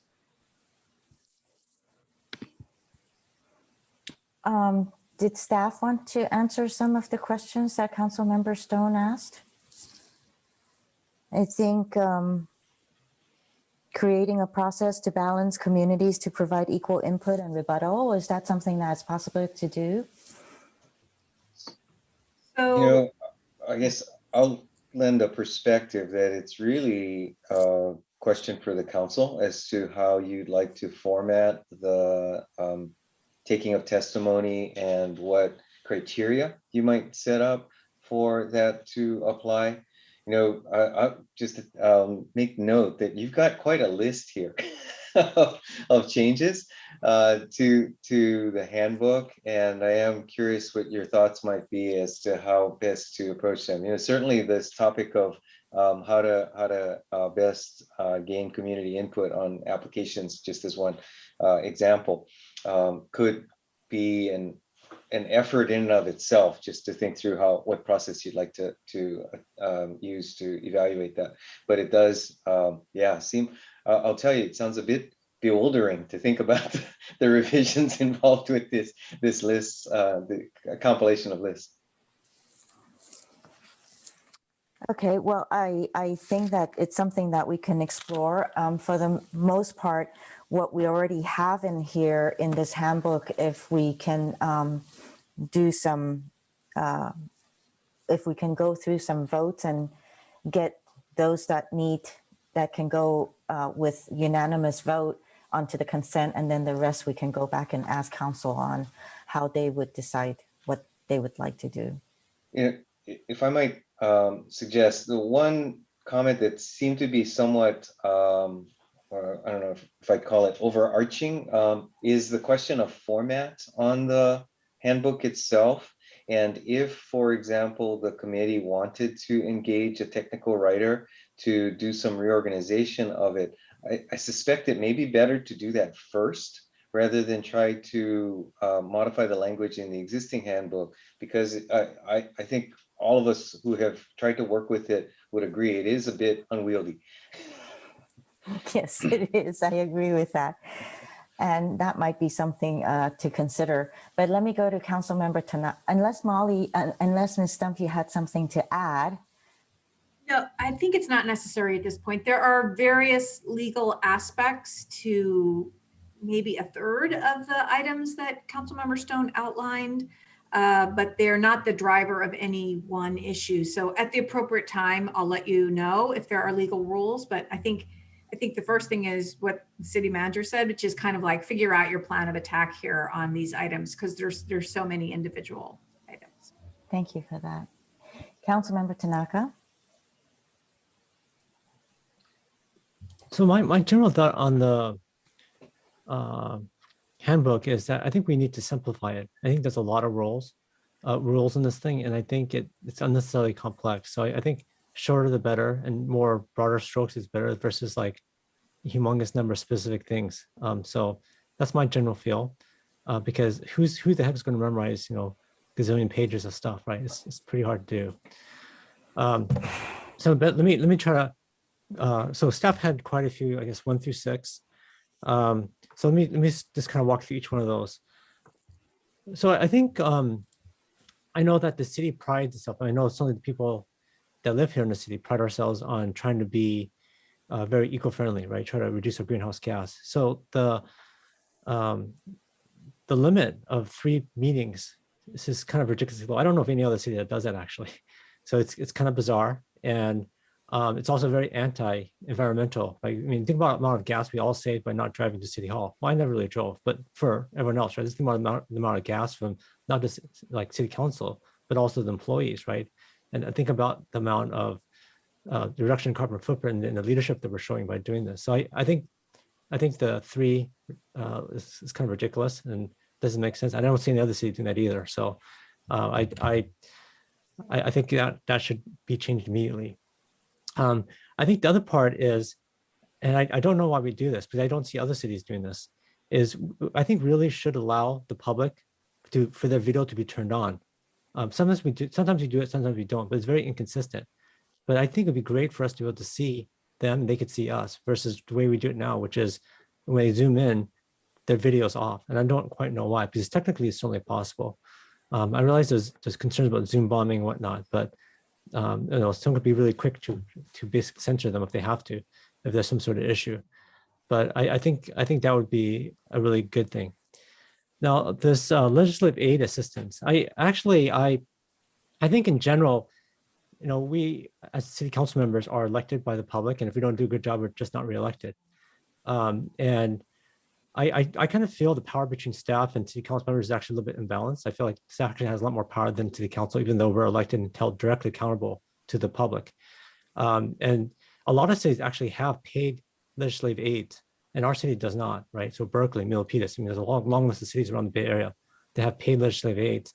And it actually helps a lot in terms of being able to be effective. I know some of us have some, at least informally, they're all paid, unpaid, and volunteers. But I think that I think it's important that and I'd be surprised if there could be a legal rule against people helping you or volunteering for you, right? Because that seems like freedom of speech thing. So I think we want to be very liberal here. I think we want to be able to encourage it. I think we want as much engagement in our community as possible. And I think city council members in general are pretty busy, and we want to empower our city council members to be effective, because by trying to limit our ability to be effective, I think is shifting power to the unelected staff, which I don't think is the right thing. I think the power needs to belong to the city council members. So I think any attempt to make our jobs more difficult by taking away help that we may get, that's at no cost to the city, makes no sense to me. So I hope that's not what staff was intending on this. And I think that Councilman still makes a good point too, is like, if people are helping us, they should be able to help on as our proxy, right? I mean, we don't make our lives even more difficult, right? What we should be able to do is being able to delegate things that allow us to give us more time to focus on the core issues of the city versus on the nitty-gritty scheduling things, right? Like, for instance, I've been asking forever to get calendar invites with Zoom, with Zoom information, so it's easy to click it up. I don't have to go hunting through all my emails finding the Zoom for calendar invites, and it's been incredibly difficult to get that. So, like, if I can't get that, maybe having a volunteer set that up, this should be no big deal, right? To allow that to happen. So, anyways, I just think that we have a pretty heavy burden. We met almost like every day last week. We're meeting a lot this week. Some of us actually have to work. And so, being able to get volunteers to help, I think makes a lot of sense. So I really hope staff wasn't trying to make our jobs more difficult. On number 3, letterhead, I agree with that. I never use city letterhead, so that one doesn't really affect me, and it seems to make sense to me. On the handbook, I talked about that already. I think we want to, simplify. We really, really want to simplify, get this to as few pages as possible. And that way it's actually something we can remember what the policy is versus have something really complex and intricate and bizarre to follow. In terms of the media, I also think this is a constitutional issue. If you try to censure us, say we cannot talk to media ourselves directly, that would be a constitutional issue. I'm not a lawyer, but I'm pretty sure that would not stand the test of law. So I think each council member has a right, each citizen has a right to talk to media. There's no way to censure that. And so I would not support saying that only the mayor could talk to the press. That makes no sense to me. For that matter, even talking to anyone else, because also it just seems like a freedom of speech issue. I don't think that's even legal constitutionally. City resources. And it's kind of interesting that this is in here. So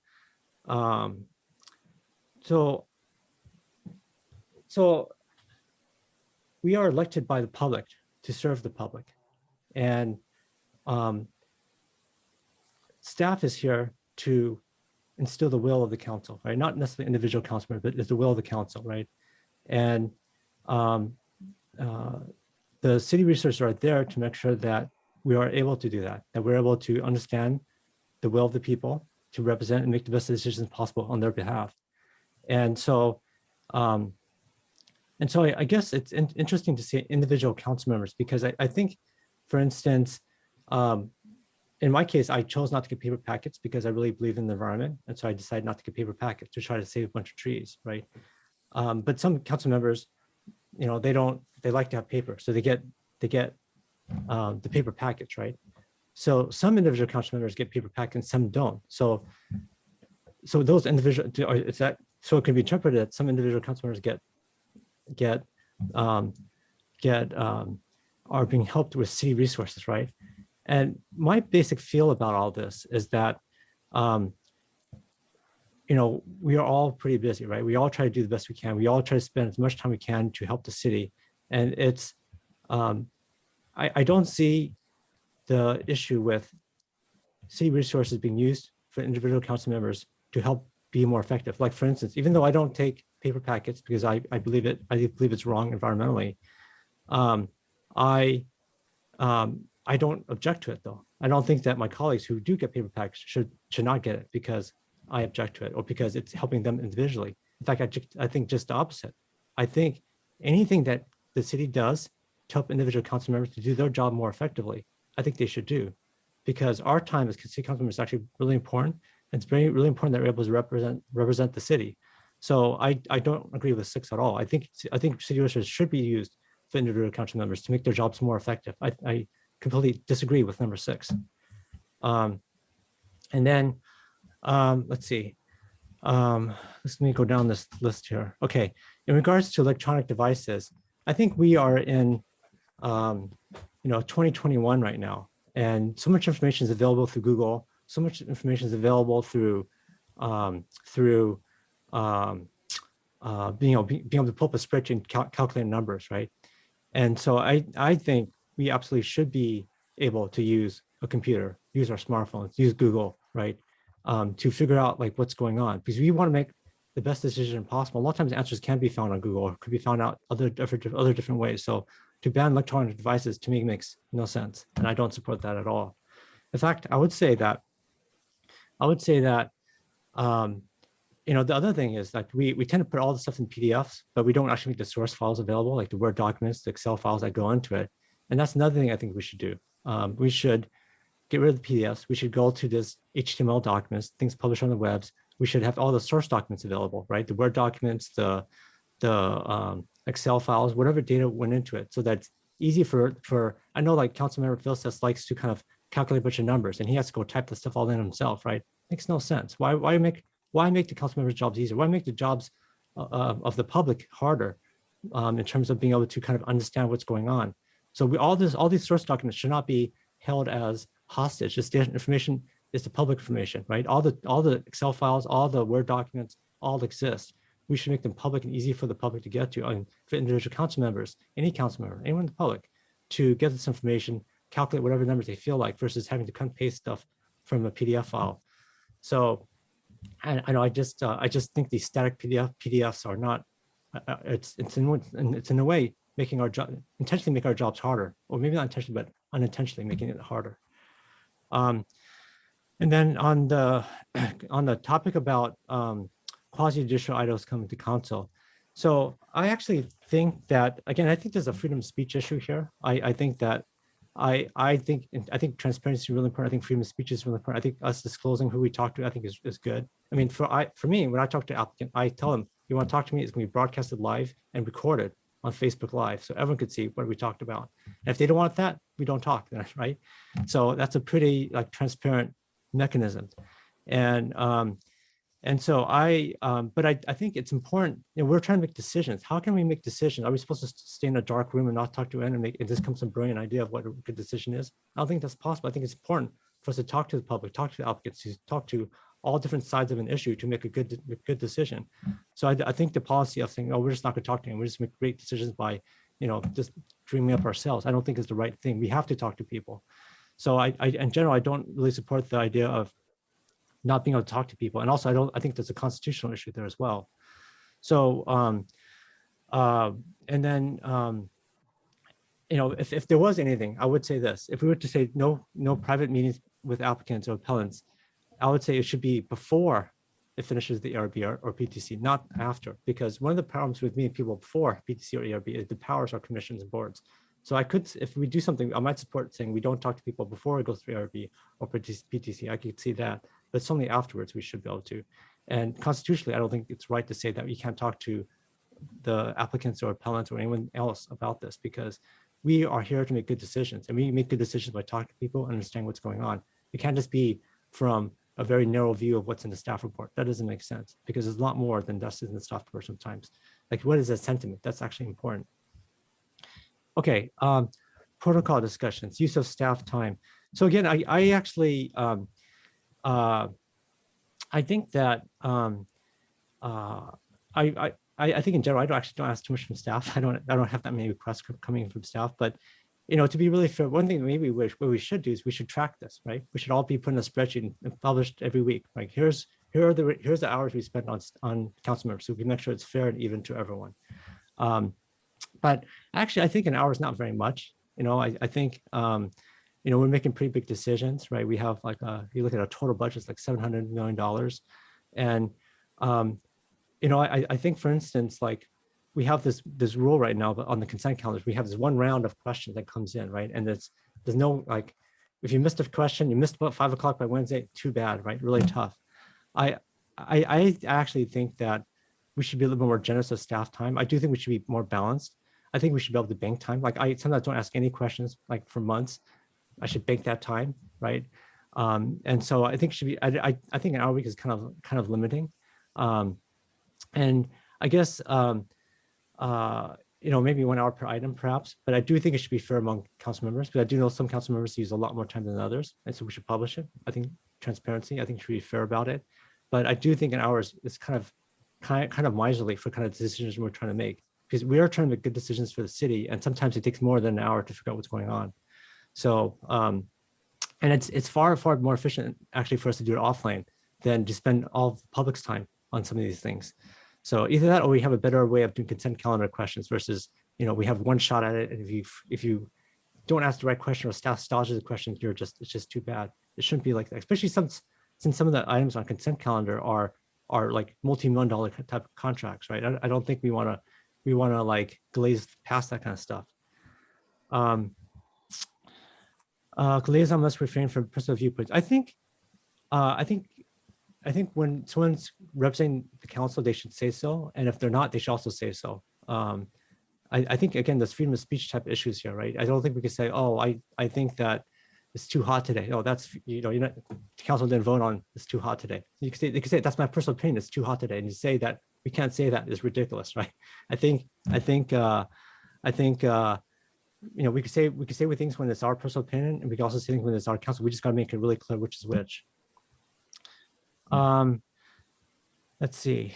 You know, I think the other thing is a lot of cities, like you look at city of Mountain View and other cities, there's some sort of budget that council members use to serve the public, right? So some people like might use it for office hours. Some people may use it to travel to their sister cities. Some people may use it for whatever. Now, in our case, this year our budget's in the rec, dumper, so maybe it doesn't really matter. But you know, a lot. I think we should follow what more other cities do is like we can have each customer has a certain amount of budget, and we can use it in a way that serves best in terms of serving the public the best, and the way that council member thinks about it. Some council members may think, you know, going to classes or going to seminars or going to Washington D.C. might be the best. Some others may think it's best to, you know, hold office hours. Some people may think it's best to do whatever. But I think giving that flexibility is actually the right thing to do because, again, and I really disagree with what staff wrote here that says we want to limit the ability to support individual council members. And I will say if it's supporting individual council members to have a party for their kid or supporting individual council members to do something that has nothing to do with the business of the public, that's one thing. But if it's to support the council member to do the work of the public, to interact with the public, to understand what's going on, the city really should support that council member. I don't think we want to not support that council member. That doesn't make sense to me.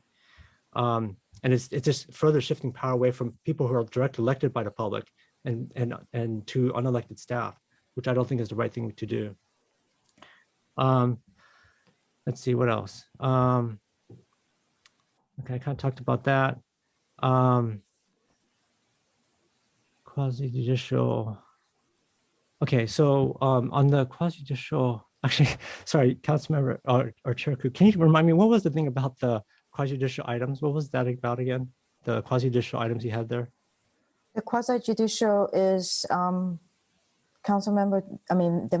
Mayor DuBois' suggestion is no private contact / meetings with applicants or Oh, no, I'm appellants. talking about the one on your section, the one that you. On mine, it Yeah. is what is on the consent calendar. Oh, so read it off. I like the idea. Okay, I really like the chair's idea about when there's a consent item, you read off each and every. Oh, sorry, I was talking about the one above that, but I do like your idea about reading it off because a lot of times you have like 20 things on a consent calendar, or sometimes you have 10 things on a consent calendar, and no one in the public knows what we're voting on, right? So I like that idea. But what was the one before that? The quasi-judicial items, why, what, when, and consent action. Well, that one I reread the handbook and it defined for me what was what would be going on consent and what goes to action. So some of the things that go on consent is basically resolutions and proclamations and then also things that has already been voted on, programs and activities. But the thing is, sometimes I was just wondering, when does the dollar amount get attached to it? So those were just some of the questions I had. I totally agree with you on that. Sometimes we have like, multi-million dollar things on there or things that a lot of councilors don't agree with. And I think consent should be things that are fairly unanimous. And if it's not unanimous, I almost feel it shouldn't be on consent. Or there's a lot of questions about it. I don't know. This is a tool for us to make our meetings faster, but sometimes we have double-digit million type items on our consent calendar, which makes no sense to me. So I think the chair makes a really good point there. I totally support that.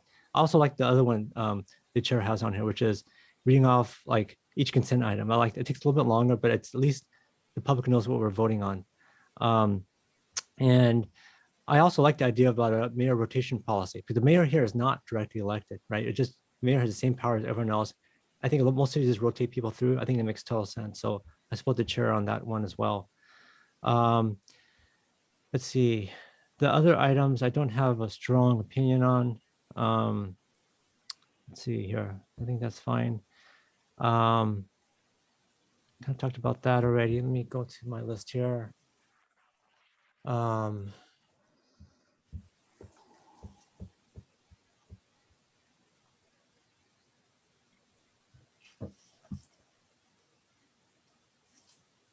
Yeah, so like here's an example. Like right now we have this PDF file which has red lines in there, but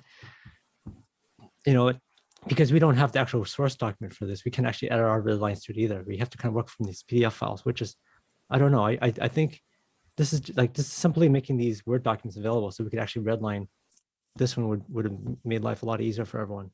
But we have the static PDF file where we can't edit. But I think these are Bert's, Councilmember or Vice Mayor Bert's edits. Is that Yes. right? Yes. Yeah. Section 7, basically that was never really voted on, so we haven't quite adopted it, which that red line is from previous staff, from a previous time. So that would be the only one. The rest of the red lines would be from from Vice Mayor Burt. I see. Okay. Yeah. Yeah, that was not clear here. Most of it, what he suggests is just basically where there could be better clarity, and especially on how the handbook can be better formatted. Sure. Now, just out of curiosity, so there's so this is on page 41 of the red lines and 48 of the PDF file. Is this like whose red lines are these? Packet page. 48 and so here's another issue, right? Okay, so like because I don't get paper packets anymore, right? I'm all electronic, right? Trying to be environmental here. Like so a lot of times people refer to packet pages, but they're not actually packet pages on electronically. So it's like this total synchronization Okay, issue. so you're on page 48 of the. Okay, let me see here.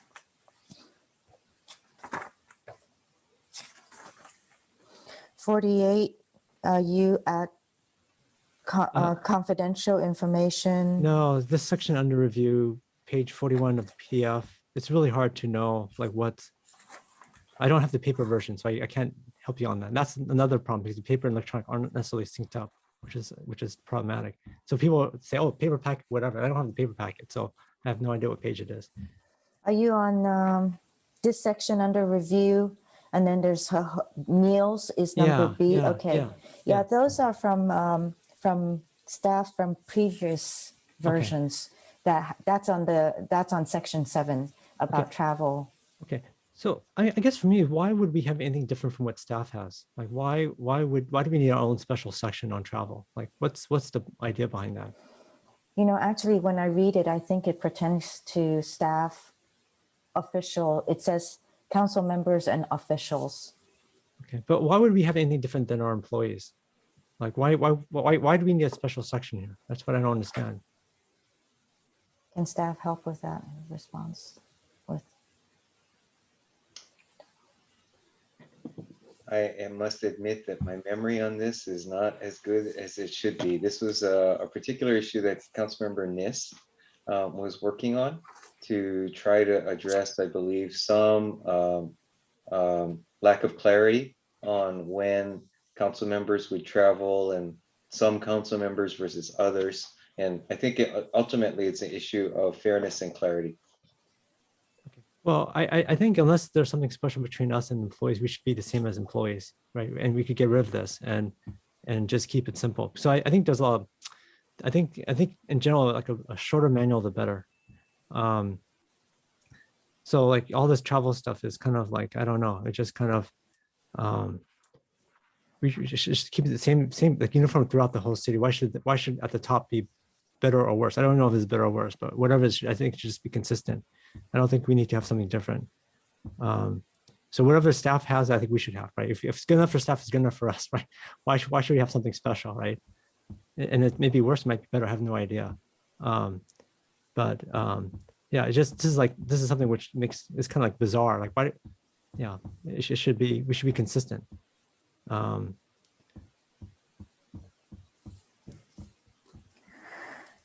Let's see.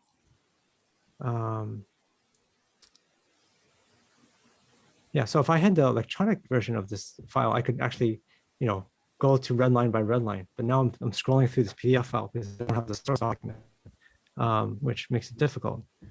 Which is why I also think as a policy, we should have all source documents available so that I could just go through red line versus having to look for the red line. Okay, yeah, I think you're right. All of the other ones are really cosmetic type of this grammatical clarities. Okay, I think that's all I have now. Thank you. Okay, thank you. I just want to do a time check. It's 9 o'clock. And, you know, I would go with what Mr. Shikata had suggested, you know, to perhaps look at formatting this handbook and let it, for us to recommend, for policy and services to recommend that the handbook is cleaned up and to hire a consultant to do this work.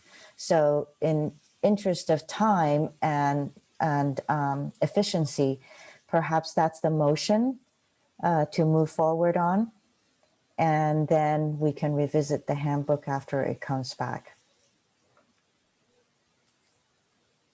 Was that a motion?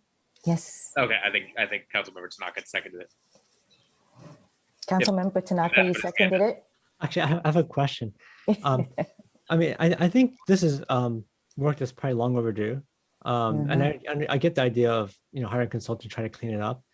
But I kind of feel like, you know, there's some kind of like fundamental things we have to come to agreement on. Like, for instance, should we be able to use Google during meetings or not, right? And I would say absolutely, we should absolutely use Google. In fact, we you know, I don't think we should be prohibited, right, from doing something like that. That doesn't What make do you sense. mean, can we use Google?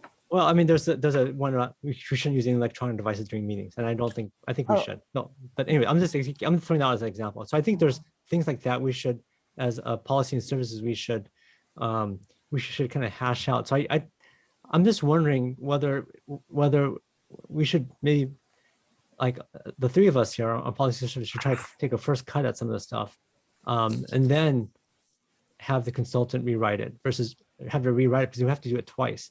Because I mean, I think eventually this stuff has to get hashed out somehow at some day and age, has to get hashed out. And I just don't know whether, I'm just worried that it's going to take us longer and we're going to have to do this. We're going to have to hire a consultant twice, especially when we have kind of budget issues. Unless we maybe have the consultant like format out, like, you know, what are the specific things we should debate. Maybe that's worth it. But I'm just wondering whether it doesn't make sense for us to really update and rewrite the handbook while I think there's a lot of kind of open, you know, debate on some of these things. Well, you know, staff help me, you know, correct me if I misunderstood, but basically the handbook is actually, it's a cleanup. Not so much rewriting the policies or the procedures and protocols. It's more a cleanup in formatting this handbook and ensuring that things are easy to find. So, for example, I think all the edits that different councils have done through the years, it's just been kind of stuck in there, put into place, and not perhaps in the right formatting. So right now I see the handbook is divided up in two areas, protocols and procedures, but then also some are repeats. So in doing this here is that we're recommending it just for cleanup and reformat of this handbook, not the procedures or protocols. The procedure and protocol still comes back to us in order to determine. Some are easy to just say, let's go for a vote, yes or no. You know, there are others that needs more thought, and it might need exploration and even maybe staff to help with that. So at least we have some of what you have already kind of given your thought on, but I wanted to ask staff, you know, did you want something more from us tonight, or is this the first step? Would that be sufficient? I think the recommendation for having someone clean it up will be super helpful for all of us, and just being able to go through some of these more substantive recommendations that were being discussed today. And the cleanup would not preclude us from adding different pieces into the protocols and procedures going forward. Or to edit, or even to edit the ones that are there now, once it's reformatted. I do have a question for Councilmember Tanaka. When the the writer or whomever is hired to reformat and to do the cleanup, what version are you expecting to come back, so that, you mentioned that PDF, you can't do anything with it. What would be a version that would help you in, in reviewing and making edits? So with the Word doc version, right? So like in Word doc, you have red lines, and if you have red lines, then you could skip to the different red lines, right? But if you just have the PDF, you have to do what I did, which is you have to kind of scroll looking for the red lines. But So that would help you to make your comments during our meetings. I think it would help everyone actually, right? Yeah, I think and it shouldn't just be available to me; it should be available to everyone. And that's my Okay. main point. Also, is just all the source documents really should be available. We have them. That's how we get these PDF files, and to not make them available to me just makes no sense. So that's what you mean when you say source docs. Yeah. So I guess Pat or whoever edited this thing here, there's red lines, right? But you have to kind of scroll through the whole document looking for the red lines versus if you have the Word document, then you can just go next red line, next red line, next red line, and it jumps to the next red line, right? So it's a lot easier to see. And then you can also indicate like, oh, I agree with this one, I don't agree with this one, right? So you can keep track of which ones you agree with and don't agree with. But because it's Very all a big PDF file and they're printed out, you really can't do that. You just have to kind of scroll through and search for it. Okay, understood. Ms. Gaines, is that something that's possible to ask them to include into this motion so that comes back as a Word doc, or Mr. Shikada?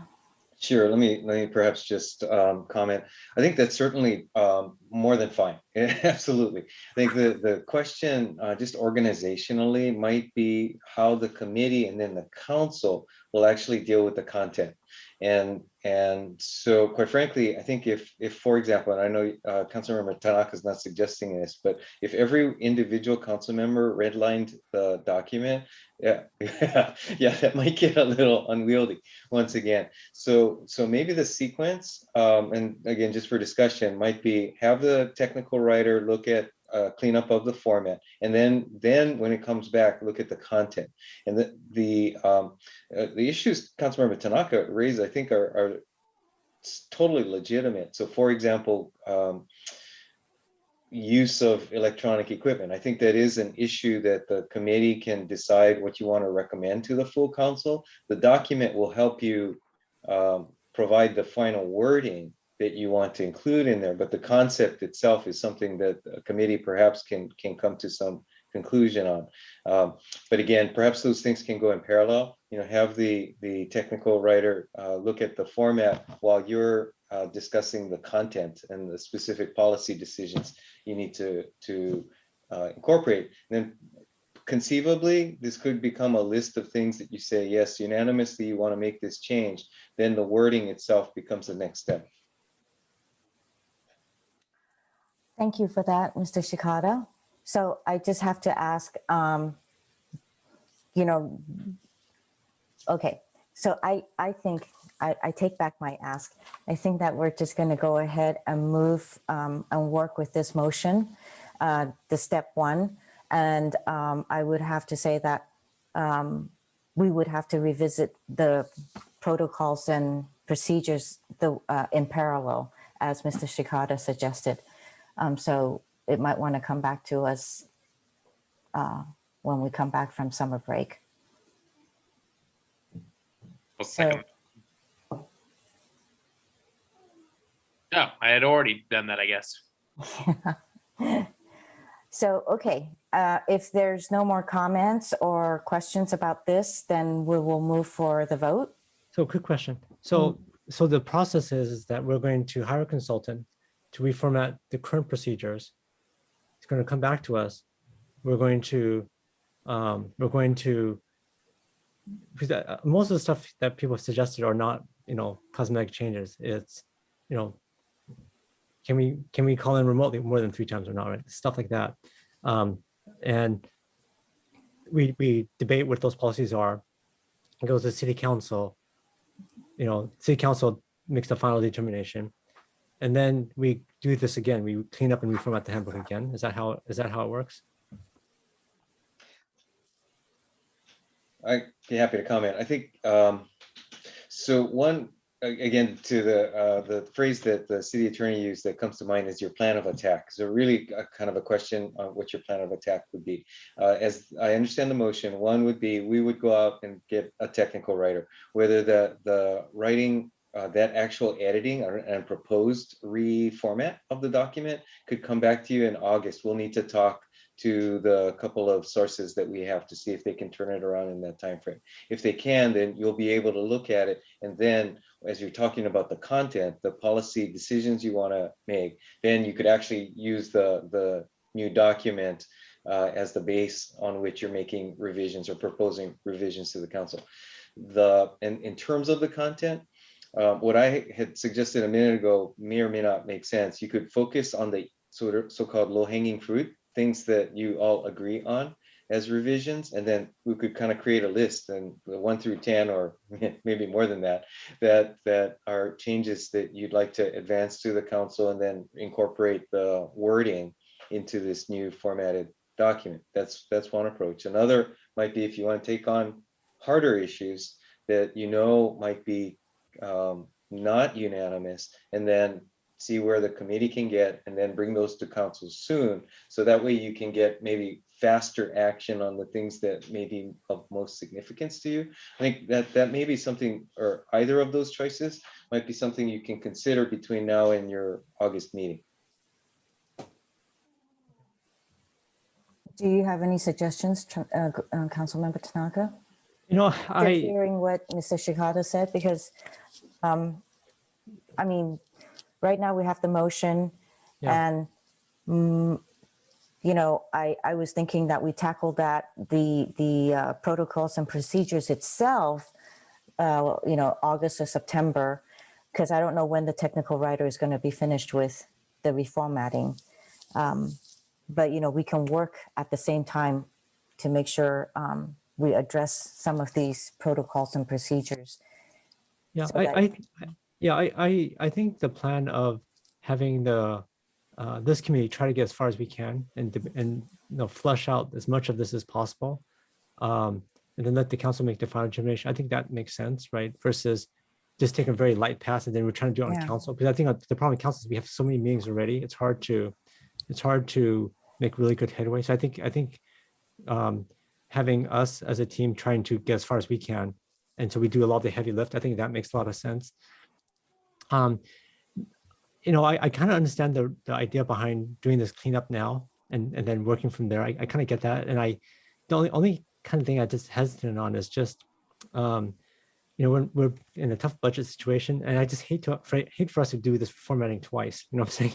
And that's the only thing. Otherwise, I wouldn't mind so much, but that's the only thing I mind is just that we're gonna have to do this yet again after we do the final approval. So I probably can't support it, but I do support the overall idea of what we're trying to do. I just feel that reformatting it once and then reformatting it again is just kind of, especially right now, given the budget situation, I'd rather not spend money when we don't really have to. At least I don't feel like we have to. I think we could just use the current document. It's not the greatest, but the three of us, I think, could figure it out.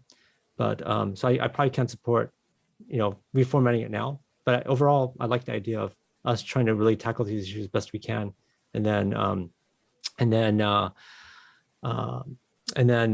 we do the final reformatting. But I understand the merits of this, and it is convenient for us to have this. I just feel for myself I could probably wade through it, even though it is harder with the bulkier. Because this work is really going to be, I guess maybe a bit for council, but largely it's going to be for us, the three of us, to try to work through these issues. And I think the three of us could buckle down and try to plow through the unoptimized, unformatted handbook. But again, it's okay. I mean, I don't feel terribly strong on this, except that I just don't want to spend extra money. So so that's where I'm at on it.